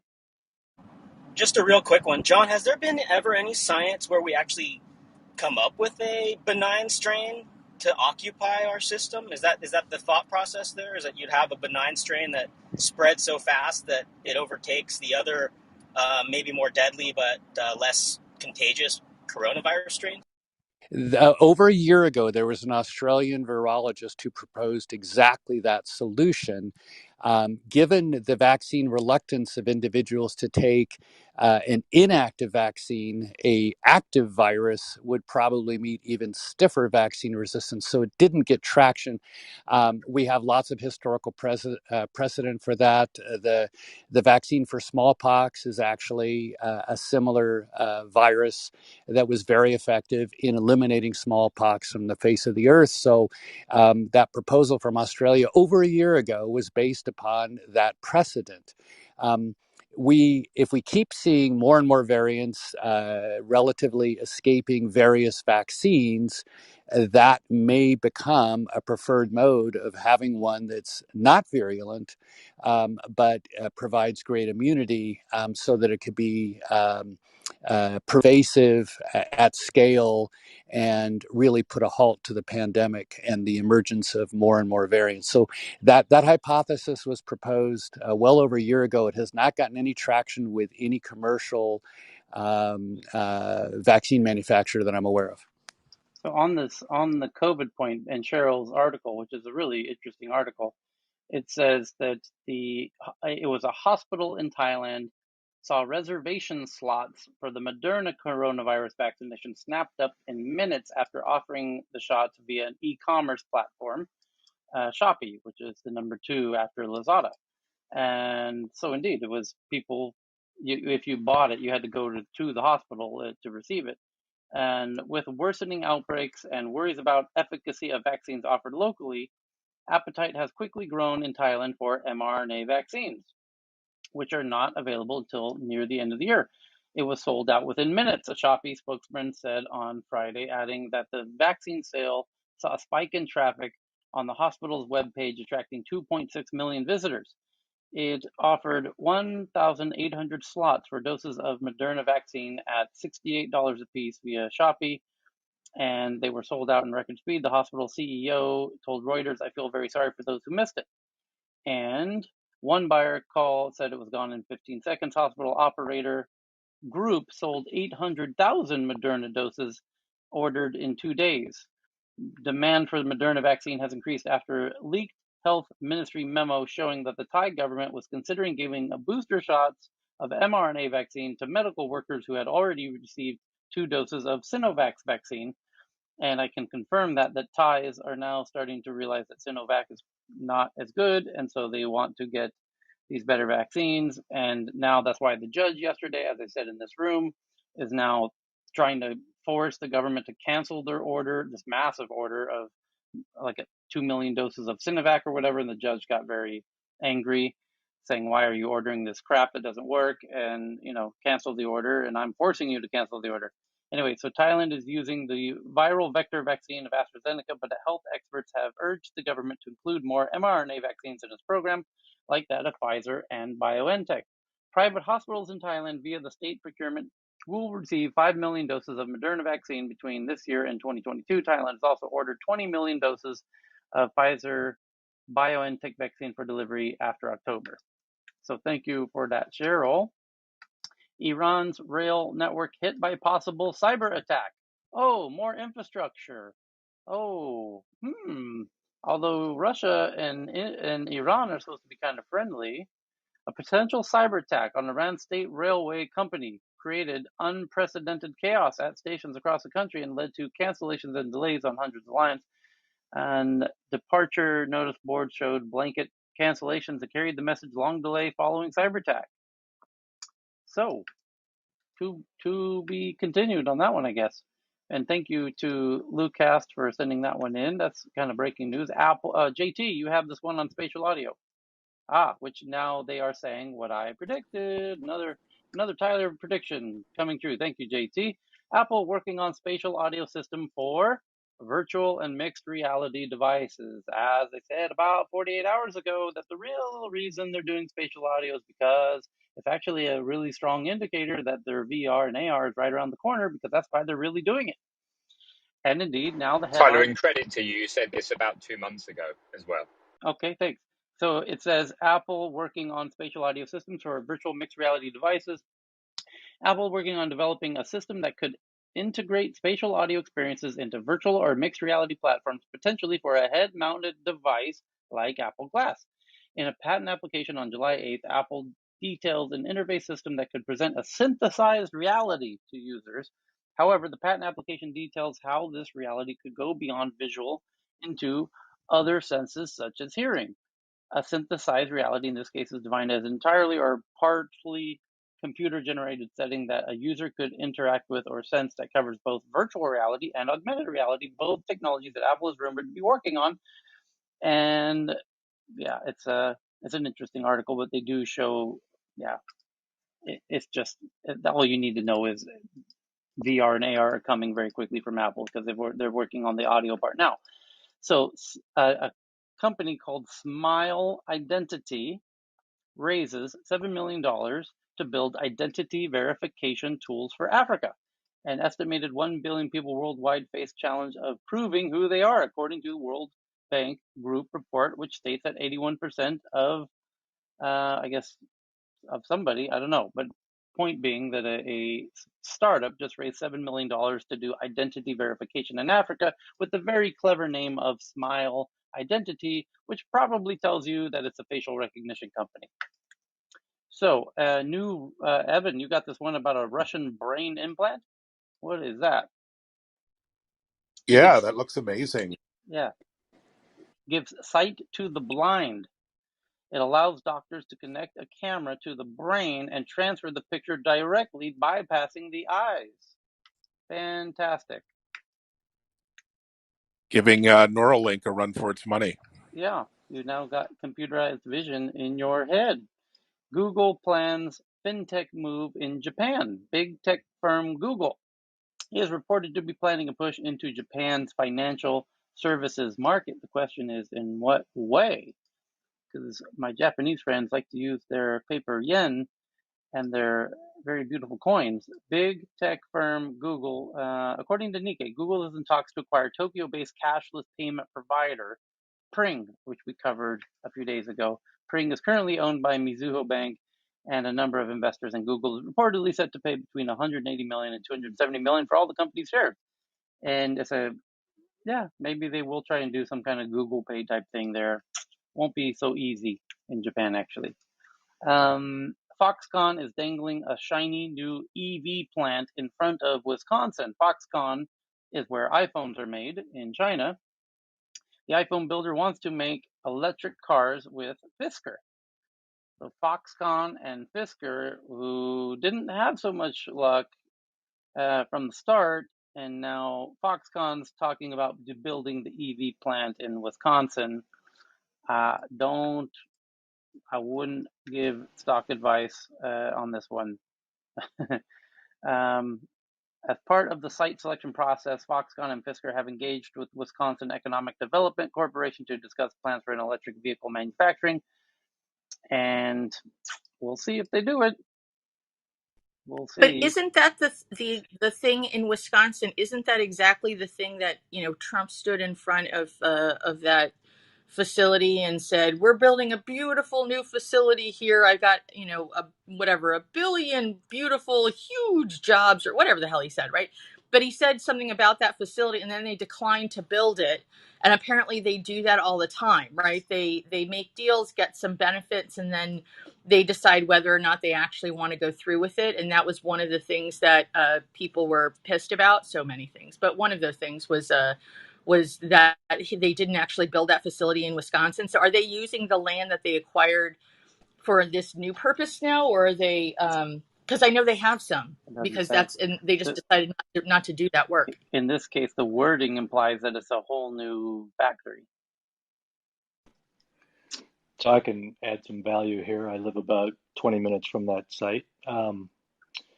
So I spent a couple of years inside of Foxconn working on digital transformation and on the Wisconsin project. Yes, this is the same site. It's about, I think it's 1,200 acres that they own, and they're the largest property taxpayer in the county that they're in, just south of Milwaukee. Um, the Fisker news is a couple of months old. I don't think there's a lot of hope that much of that is going to come here. There's the MO that Foxconn has is they sign a letter of intent with somebody like, in this case, Fisker.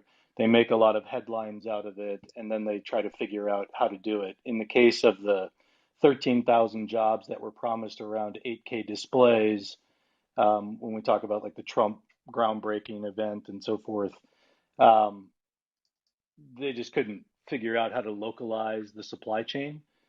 We figured out the plastic side of it, but we couldn't get metal.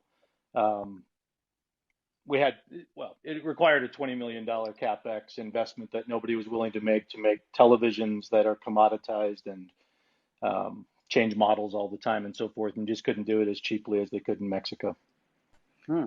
Well, Speaking of a So similar type project, Paul from Austin, Texas, clearly in the audience saying that the Tesla's boring company, the big hole drilling company to build underground tunnels, just grabbed 73 acres 5 miles from his house, which is no doubt to build a tunnel from Elon's house to the Tesla factory, similar to what he did in Los Angeles. But thank you for that, Paul. Go ahead.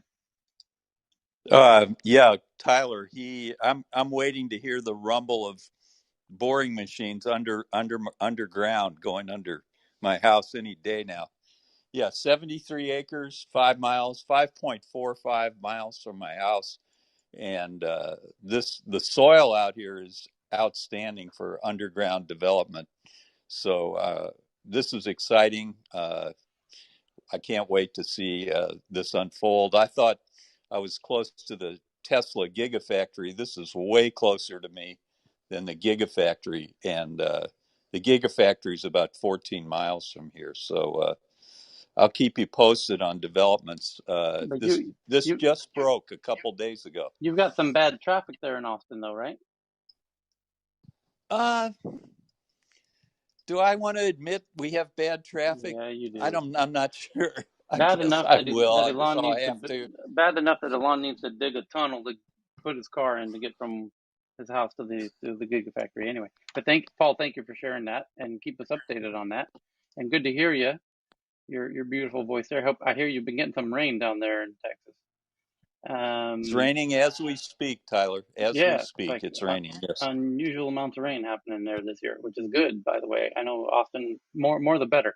So I think it was Alexandra, you were commenting on the Milwaukee. Oh, the no, actually, I just had a question since I've never met anybody who actually worked at Foxconn before.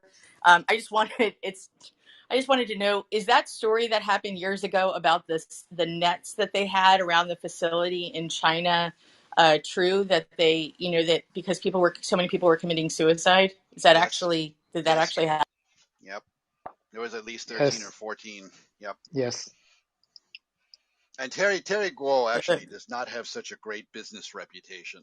Just he's the CEO. He's not well liked in the business world. He seems the company doesn't pay their bills very often, and the people who work there are like on call 24 hours a day. So in China, it's pretty much the same.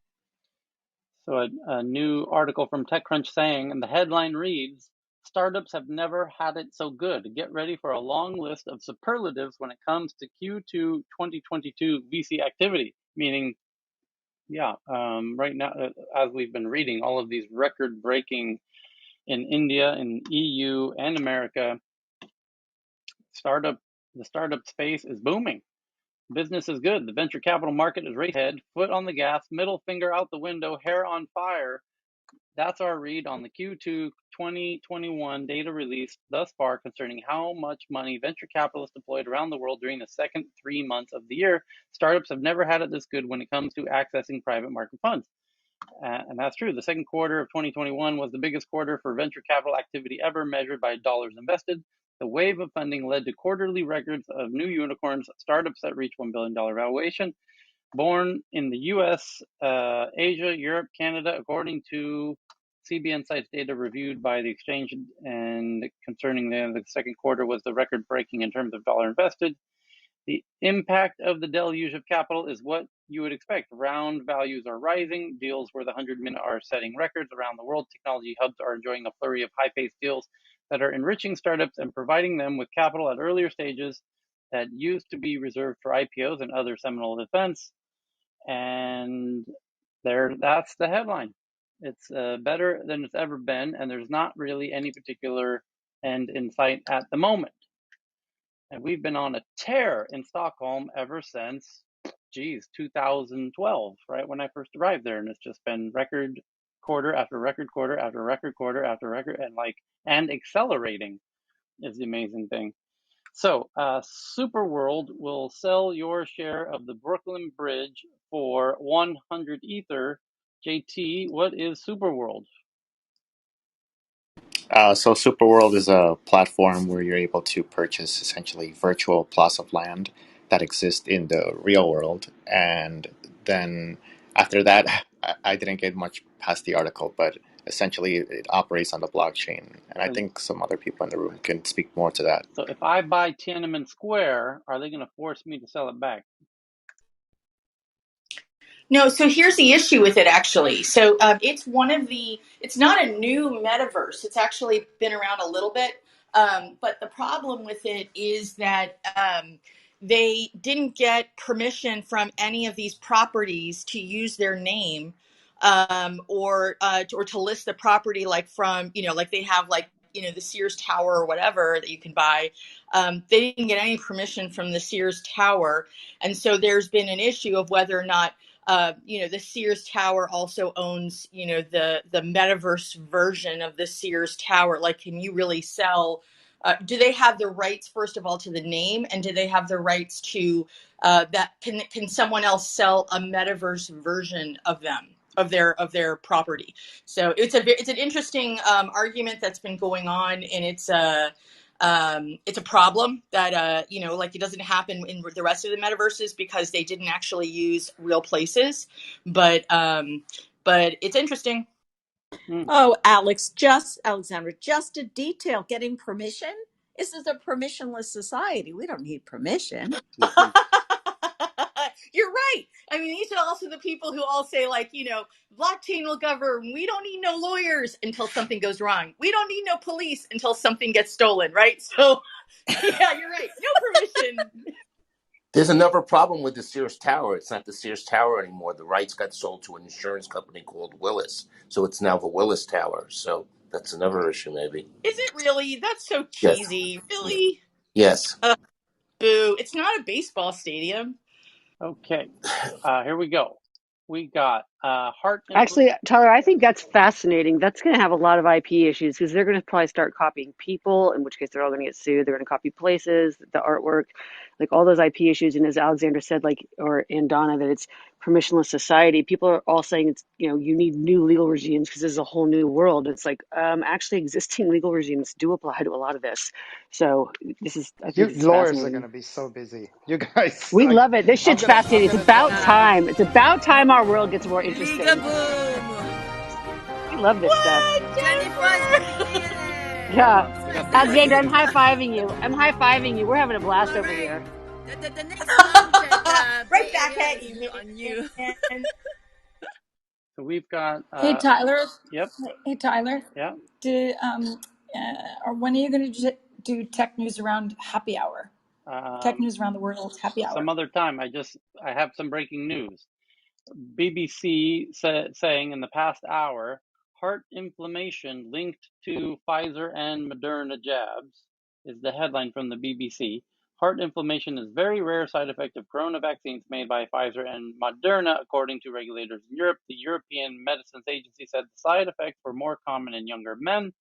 The medicine safety body said the benefits of COVID vaccines continue to outweigh risks, but doctors and patients have been advised to be aware of the symptoms of heart inflammation, which include chest pain, a feeling of breathlessness and pounding and fluttering heartbeat.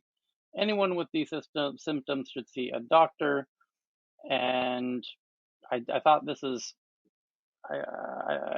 John, what are your thoughts on this? BBC 1 hour ago, heart inflammation linked to Pfizer and Moderna. 5 people. Yeah, it's been well reported in several countries. It's pretty rare, but not as rare as originally thought. So there were some index cases, and mostly younger males. But it's absolutely a real thing, and it's not a surprise because even in the earliest studies coming out of Wuhan, the virus itself caused elevation in the biomarkers of heart inflammation very commonly. So it doesn't come as a surprise, but the prevalence seems to be growing, and it is very concerning both from the perspective of a vaccine side effect as well as from the shift in demographics to many more younger people getting infected by the Delta Plus variant. So we are likely to see that the prevalence from the infection itself is higher than the prevalence from the vaccine of the same event as it attacks the younger demographic. When you say younger, can you give me an age? I forget the exact numbers, but most of these affected that have been reported so far are, Below uh, 30. About 14, below about age 30, 14 to 22. Yeah, below below 30. 30 and above 12 because there has not been approval to vaccinate below 12 at scale yet. So when we start seeing vaccinations below the age of 12, it could potentially increase. But in parallel, we're seeing the rise of COVID infections increase in um, all the younger age brackets. And given its predilection or tropism for the virus tropism for cardiac tissue, that's well established, it would be surprising if we didn't see a rise in this phenomenon from both vaccinating younger people as well as from infections in younger people. And Cool. also the interesting, I'm not, John, you could probably chime in on this one. But the interesting about certain countries have actually started recommending the young people after getting this vaccine to not do extraneous exercises, particularly also weightlifting or just too much aerobic exercises, because And they you Hey, find know what that, also causes hey, heart problems is right. as everyone will know, COVID, right? That also causes heart Yes, inflammation. yes. That's why they're not sure, but they're recommending for the young to not do any strenuous exercise or especially Singapore actually passed guidelines too recently, but I'm not sure which other hey, country did that too. Heyman, I know that, and Evan, that's very interesting that you just talked about the sort of inflammation of the heart, because I think if you check out one of my friends, he's a cardiologist on Instagram. He's Dr. Jay Khan, and he's like literally America's healthiest heart doctor. He's vegan for like 50 years, and he's been basically shadow banned on a couple of the facts that he's been presenting about the whole the impact of COVID and the impact of the vaccine on the heart muscle.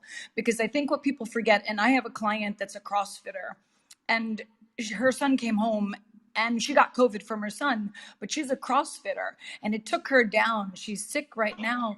But it's very interesting what Heyman's saying, because the boy that had a heart attack in the US at 18 years old after he took one of the shots, it's exactly what Heyman is mentioning and what Evan is saying about being related or kind of addressing the heart. The heart is a muscle that needs to recover. If you don't let the recovery happen, you could actually put yourself at risk, because your heart is a muscle that needs to relax and recover like other muscles. But so many people tend to go balls to the wall when they train that they don't necessarily realize that the heart is a muscle that needs to recover as well. And I think that what you're seeing in the young adults that are in sports like football or soccer on the field in high schools in the US, you see that they're training heavily and they're not necessarily maybe watching their diet per se, and then they might get a shot at like 18 or 19 or 20 in college and they might have an adverse effect. But I don't necessarily think, in my humble opinion, it's coming from specifically the vaccine per se. I think it's the fact that it tells you now that you need to rest for like 1 to 2 weeks after you get the shot. And they say this in Europe, the Netherlands, they're telling people 1 to 2 weeks after you get the Pfizer, you must rest. You do not sit there going your normal activity level. You need to chill the F out, because what they're seeing is that if the heart is stressed, it will get affected more. Okay. I think the Yeah, issue there also, there Amy. Yeah, there isn't sorry. Go ahead, John. there isn't scientific proof of that, but it's Yeah. just so rational and it makes so much sense. Um, and the risk to the individual of not exercising for a couple of weeks or a couple of months, if they, let's say they have a severe COVID infection and recover, the risks of them not exercising for a couple of months are low. The prospects for benefit are theoretically high. I'm unaware of any research that's prospective to look at that issue to confirm that hypothesis, but it makes perfect sense. I think it's pretty rational advice without a solid scientific basis. John, do you follow me on Twitter? Because I'll tweet out the comment that was actually shadow banned that came back from the doctor, the cardiologist. I'm happy to kind of tag you on it so you could read it. Also, tech news around the world. Amy, can you tag me Yeah, on but that let's not. too? But also, let's not Um. let's not combine so many things at the same time here, because Yeah. I think let's keep things separate. Like, there is a reason why, there are certain factors in the virus that could be impacting this too. Because remember, we already know the virus causes inflammation. I mean, it causes a blood clotting cascade as well, right? And also, we know that, when you exercise, you do destroy tissue as well, right? So muscles. That's why, like, let's say when you get a vaccine, they say don't use your arms strenuously, right? Because the reason is that's a depot or a slow release part, right? That's why they put it into the muscle, because the vaccine then becomes a slow release. It goes into your system slowly, and it gets absorbed into your body. But if you start exercising a lot, you get this huge infusion, like blood is going into your muscles, and then it'll suck out all those little depot of vaccine there, and it'll get into your system faster. So let's not like bring a lot of other factors into this. Let's just discuss it as this was a heart condition that was discovered, and we're just going to keep an eye on it. These are the recommendations that were made. Let's not sorry, not to uh, like there are a lot of other issues that are involved in COVID risks, like everything from chronic disease and all that. But let's make sure that this is identified, that, people with the younger crowd that get this vaccine, just be aware that this is one of the possible symptoms or side effects you should watch out for, so you can get early attention. So if you have shortness of breath, if you have chest pain, if you have difficulty like functioning, go seek a medical attention so that they could be figured out, because you could actually treat those symptoms, treat those conditions if they occur early, than have a sudden cardiac arrest. Thanks, this is Heyman. Thank you, Heyman. So, I also think this has only happened with the RMNA vaccines. right, There hasn't been any that's reports of right. with Johnson and Johnson. My nephew, who's 21, who needed to get it for college, just got the Johnson and Johnson one. And there's going to be a new vaccine, I think, coming out from Novavax that apparently has really good tests, which is not also a non mRNA, whatever you want to call tongue twister vaccine. It's not Yep, based on the Pfizer or Moderna. right. Thank you for that. So, Evan, you just shared this really interesting article that Elon Musk has announced a new venture that saw his SpaceX organization partner with Canadian engineering firm called Geometric Energy Corporation to bring space art to the moon.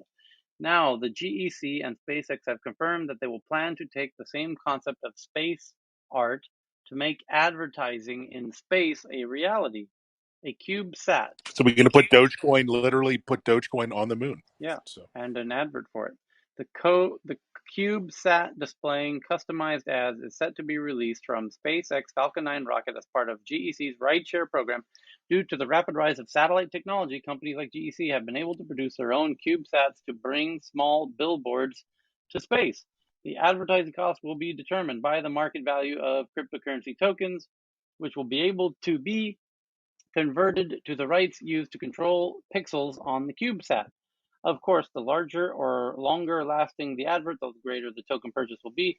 Space adverts live streamed to Earth may be more sought after than a billboard ad in a major city could set companies back approximately about $1 million to have it up for a month.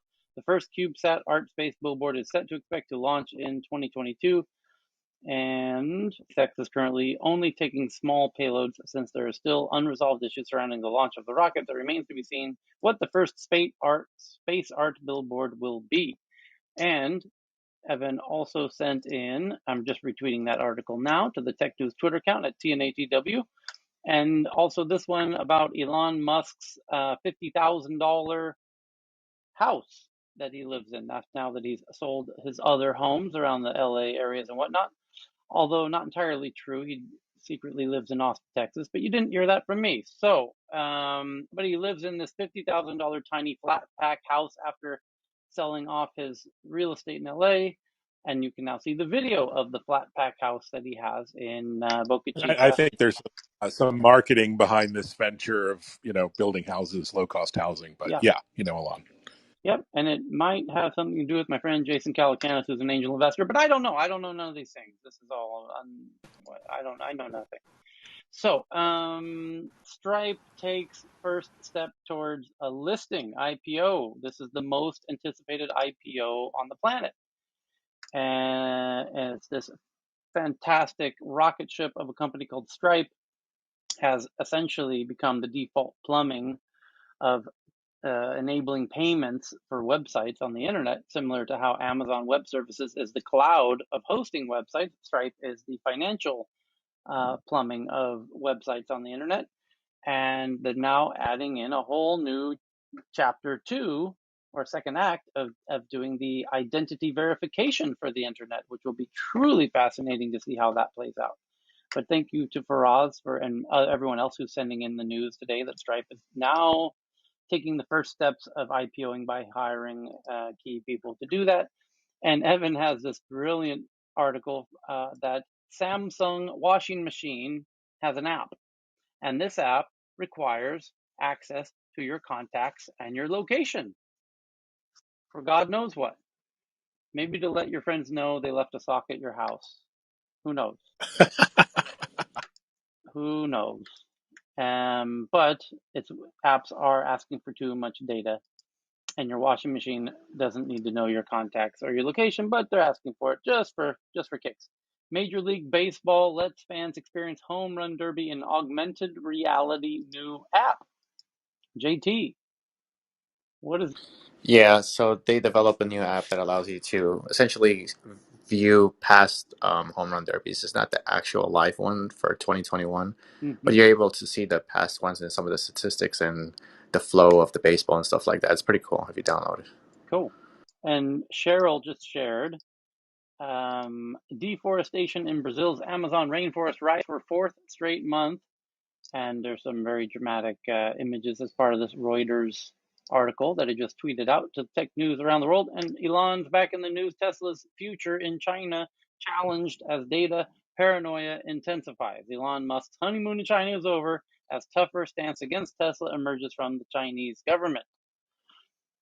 As Cal and I have been watching this one kind of closely, it seems like the warm welcome for Elon is cooling quickly as they have their own domestic EV companies that they are a little more interested in, and they may have gotten everything they need out of Mr. Elon Musk from his factory of how to build and replicate those factories now, which they're doing. And then it was fun, Elon, to go help yourself to the oil paints over there in the corner, sir. We could use some more Yeah, photos he of may have served his purpose for China at least.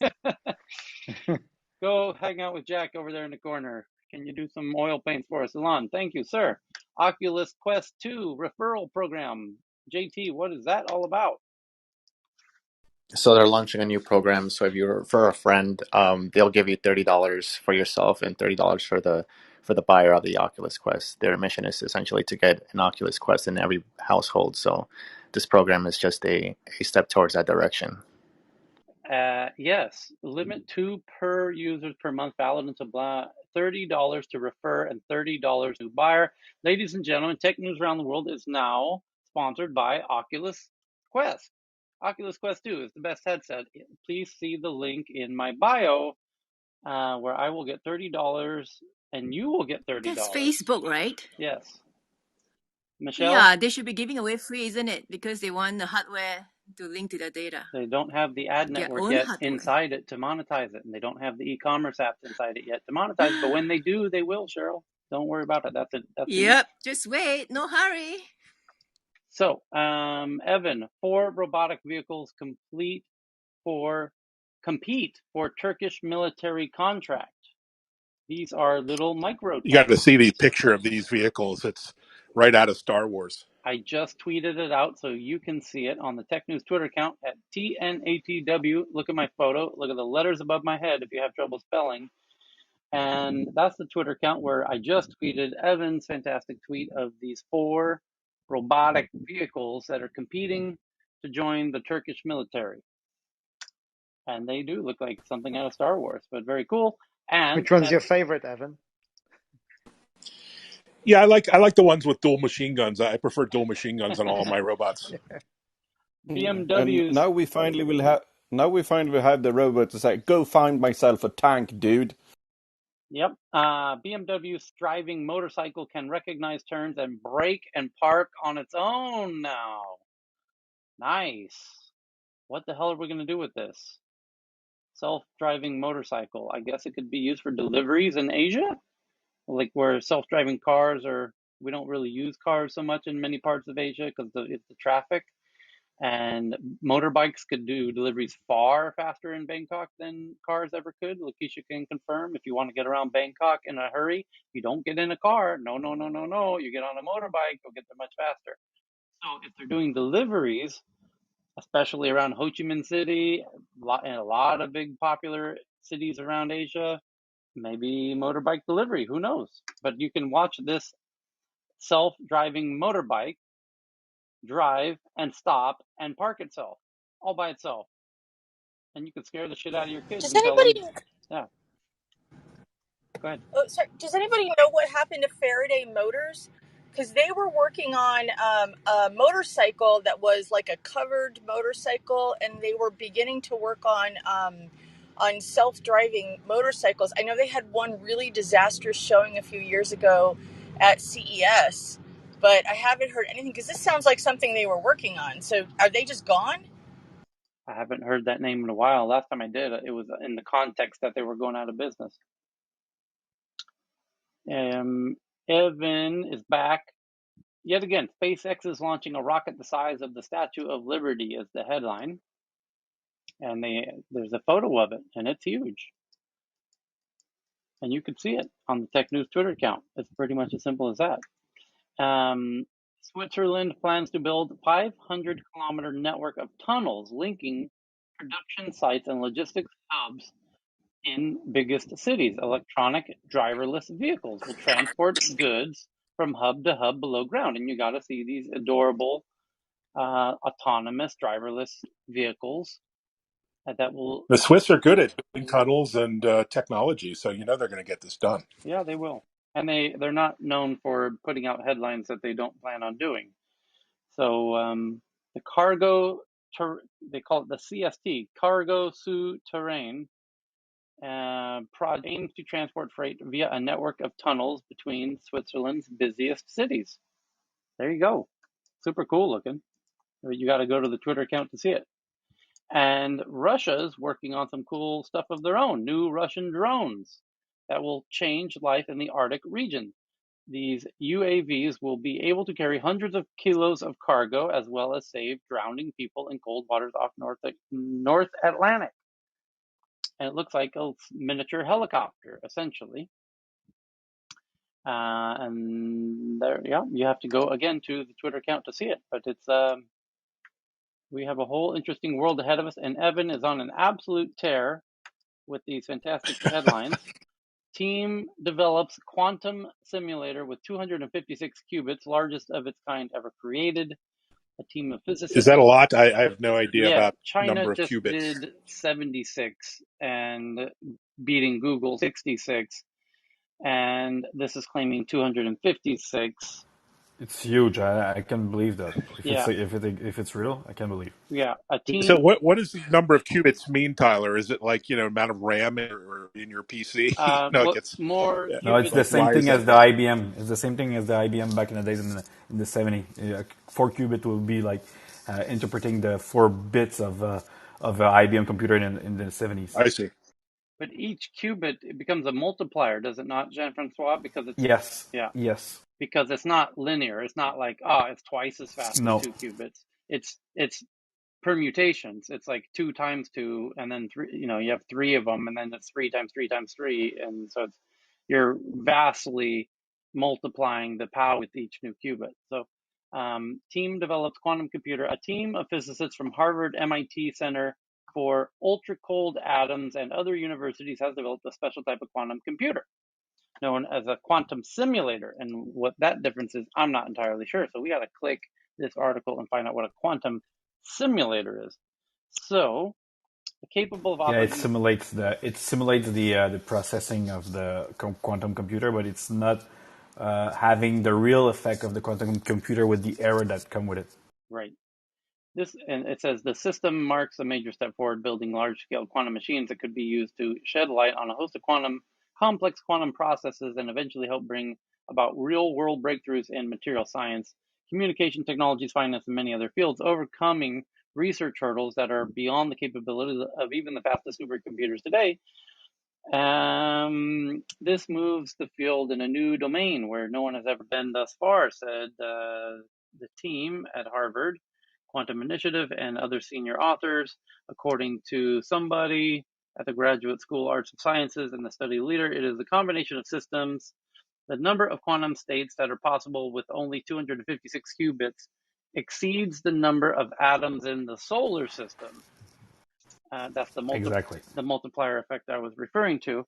And already the simulator has allowed researchers to observe several exotic quantum states of matter that had never before realized experimentally, and to perform a quantum phase transition study so precise that it serves as a textbook example of how magnetism works at a quantum level.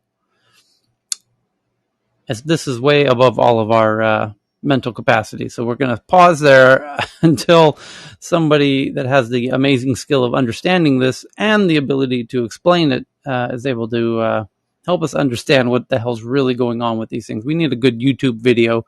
Maybe we could get a video. At this point, we're all slow students in the class when it gets into these quantum computers. So if somebody can find a quantum computers for dummies video so that we can all get up to speed, that would be helpful. But we did tweet it out, so you can read the article. And thank you to Evan for tweeting that in. And here's a fun one. Thousands of sea creatures are found boiled alive off the coast of Canada due to the deadly heat wave. It's boiling the sea creatures. Good times. And it saves a lot of money. If you're going to do a seafood barbecue, you just saved yourself a whole lot of hassle. You just go down to the seashore and collect them boiled seashells, and you got yourself a party. Matter of fact, just move the party to the beach, bring the beer, all the seafood's already ready. It's already boiled. We're ready for consumption. How convenient this future is. You got to look on the bright side, folks. You just saved yourself a whole lot of time with this barbecue, beachside barbecue.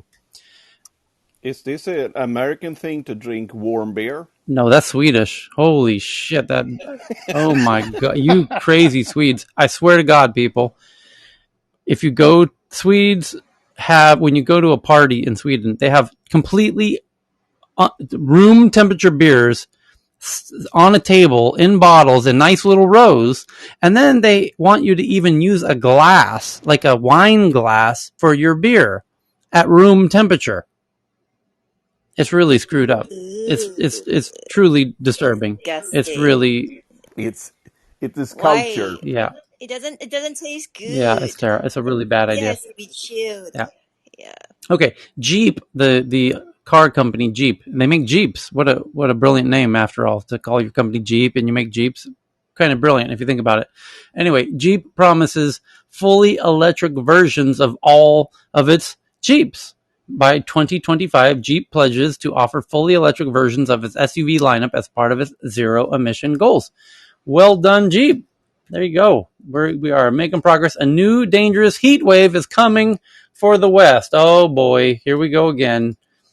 Although more seaside beach barbecues, no doubt. So a new dangerous heat wave is coming for the West. Yes, another one. This article from less than an hour ago from Gizmodo. Tyler, Yes. we are supposed to go to Yosemite next week. Oh my God, his microphone is melting to the heat. This is weird. This is truly disturbing. We can't hear you, unfortunately. Oh, I'm sorry. 114 degrees expected in Yosemite, and we are headed there next week. Nice. Hot. Oh, my favorite Hot. place.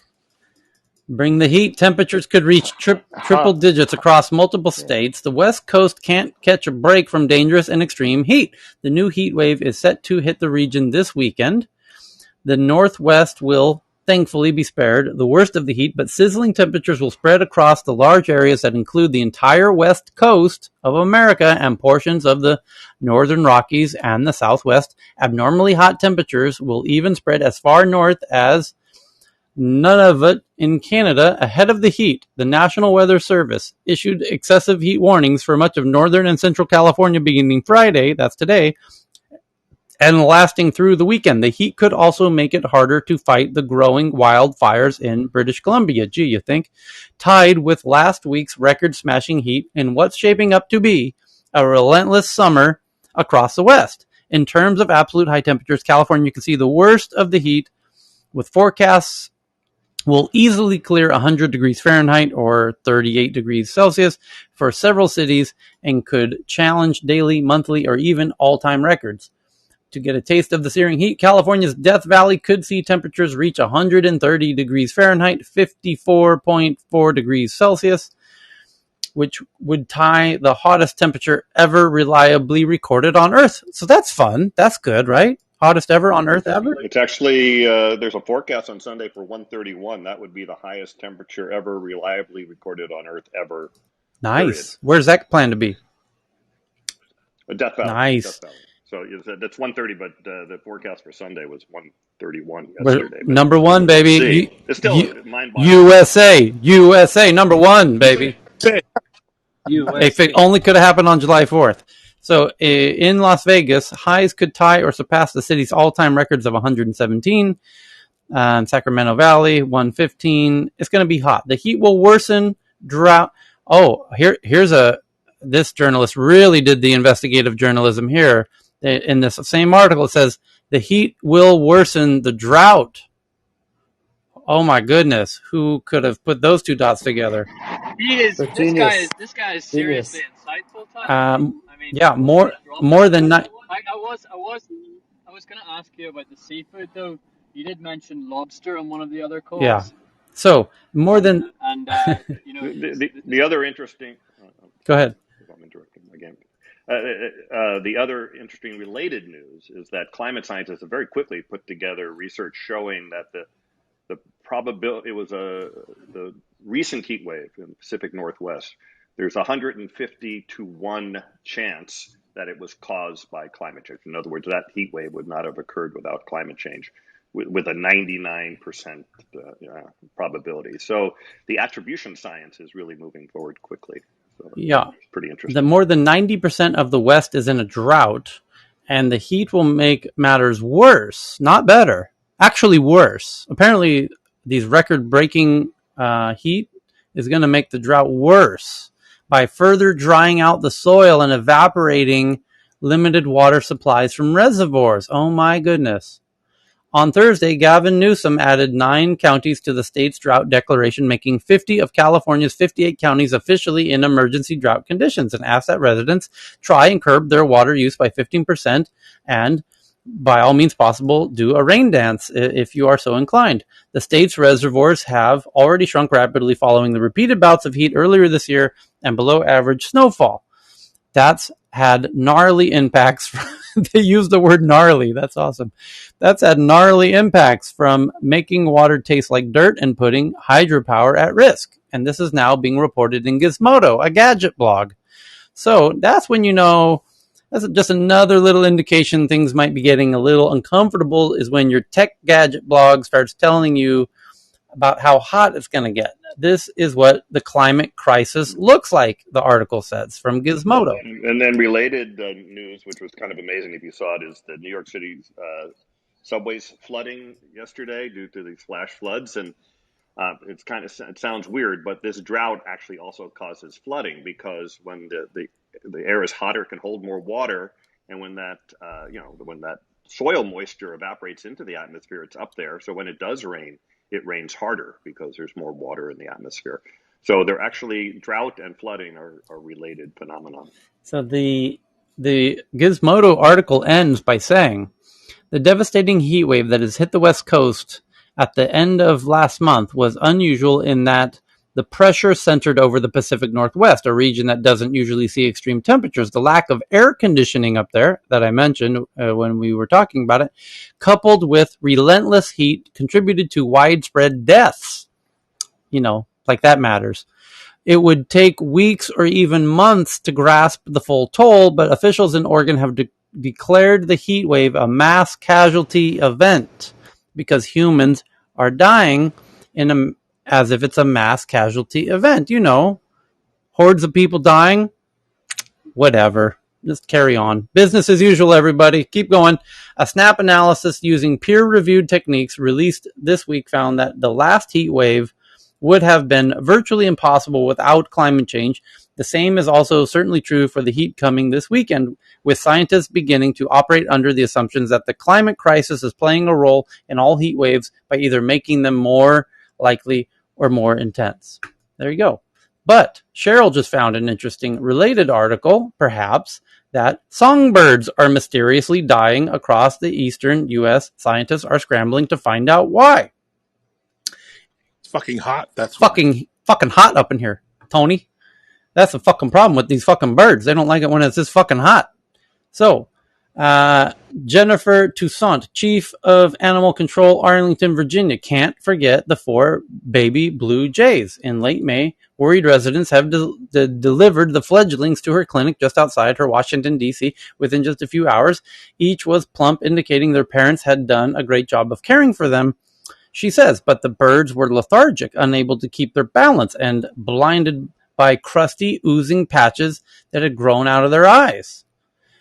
And let's Google this very, very long article, but let's Google the word climate. Nothing. Heat. Nothing. No, they think it might be, it's not, the word climate and heat don't appear in this very long article. It seems like it's a bacteria called Mycoplasma gallisepticum, likely spread from domestic poultry.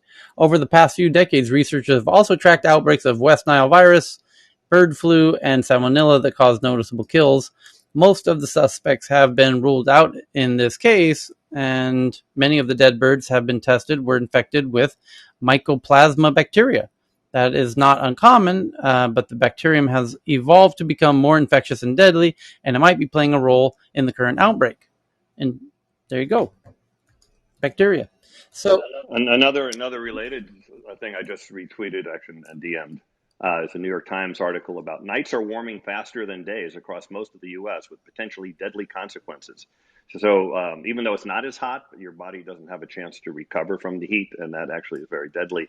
And it's also very interesting because it also proves that climate change is caused by fossil fuel from CO2 rather than the sun getting hotter. Because if the sun was getting hotter, it would be hotter during the day, but it wouldn't be getting hotter at night as fast.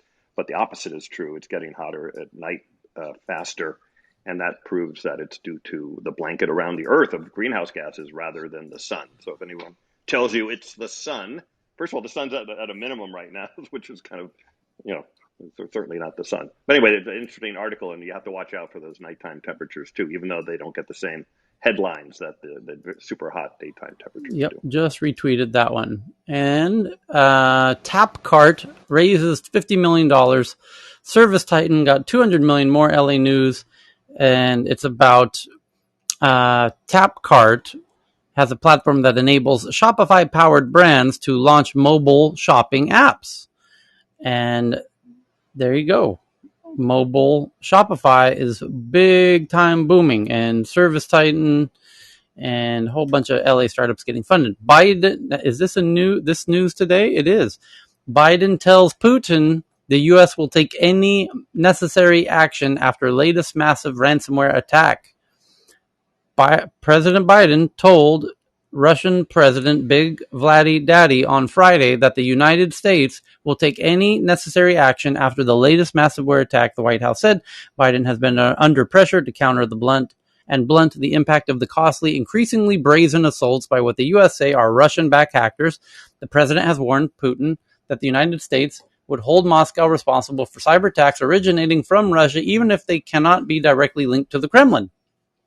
In a statement, the White House said the president, in a call to Putin, underscored the need for Russia to take action to disrupt ransomware groups operating in Russia and emphasized that he is committed to continued engagement on the broader threat posed by ransomware. While intelligence officials have not publicly attributed blame for the latest attack, a group known as Revil, which U.S. officials say privately operates largely from Russia, has taken responsibility for striking up to 1,500 companies in the U.S., Europe, and Asia. It was, experts say, the single largest cyber attack to date. Biden reiterated that the U.S. will take any necessary action to defend its people and its critical infrastructure in the face of this continuing challenge. And Biden says, yeah, I heard you in Geneva when you told me that. And that's why we didn't attack critical infrastructure. We only attacked 1,500 small businesses. You see, we're listening to what you're telling us. And you said 16 things not to attack. And guess what? Joe, my friend Joe, comrade Joseph, my friend Joseph, we didn't do the 16 infrastructure you told me in Geneva. Joseph, I just guessed you were going to do the Joseph, accent. I my don't know. friend, I've been with you too long. please, comrade Joseph, I tell you, listen to me, Joseph, friend. You told me 16 infrastructure, not attack. We not attack, Joseph, please. We only attack 1,500 small business, Joseph, please. What the problem? So, Joseph needs to add a 17th item, which is don't attack thousands of small businesses to his growing list of things you can't attack in the U.S. And any other. It just has to say, and anything else Joseph that needs it's. to learn how to speak Russian style. You have to be very clear, very direct. They think very linearly, very logically, you know? You told me no 16. I not attack 16. You tell me no, I not do Joseph, please. We not do that. Yeah, fuck, man. So, I'm saved the best for last. Here we go. Well, let's see. Is this the last one? Is this the last one?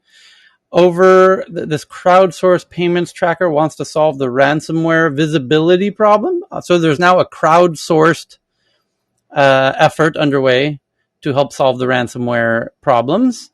And somebody figured out how to make Amazon Alexas swear. That's clever. A new leak potentially reveals the Pixel 6 and the 6 Pro specs a month ahead of when they're expected. That's well done. Let's tweet that out. And yes, so Dropbox's Dublin's reimagined office to support remote working. Interesting. Okay. And what else do we got? Here we go. Last article. Thank you, Aaron. Here it is. Study. Social media contributes to more diverse news diet is the headline. New research has challenged the very existence of online filter bubbles. The study found that people who are using search engines, social media, and aggregators to access news can actually have more diverse information diets. Researchers from University of Oxford, hello Cal, and Liverpool analyzed web tracking data on 3,000 UK news users. The team tracked visits, and they grouped these visits into 3 categories: direct access, search access, Facebook, Twitter, Google News, and other access. And they combined the measures of diversity in media outlet slants to compare the variety of news in each category. They found that people who use search engines, social media, and aggregators to access news received more diverse mix of information in the news they consume, which you may or may not know something about if you join us every day at Tech News Around the World. Thank you to everybody. General Lee, give it to me. There we go. And happy Yes. What a Friday, week. everybody. What a That's the week. end of it. We did What it. a week. We survived another week. We certainly did it. Thank you, everyone. 我真的 Thank you, Pico Dr. We Ski. said Mohan let's do or it, Mr. and we Mohan. did it. Thank you, Dan.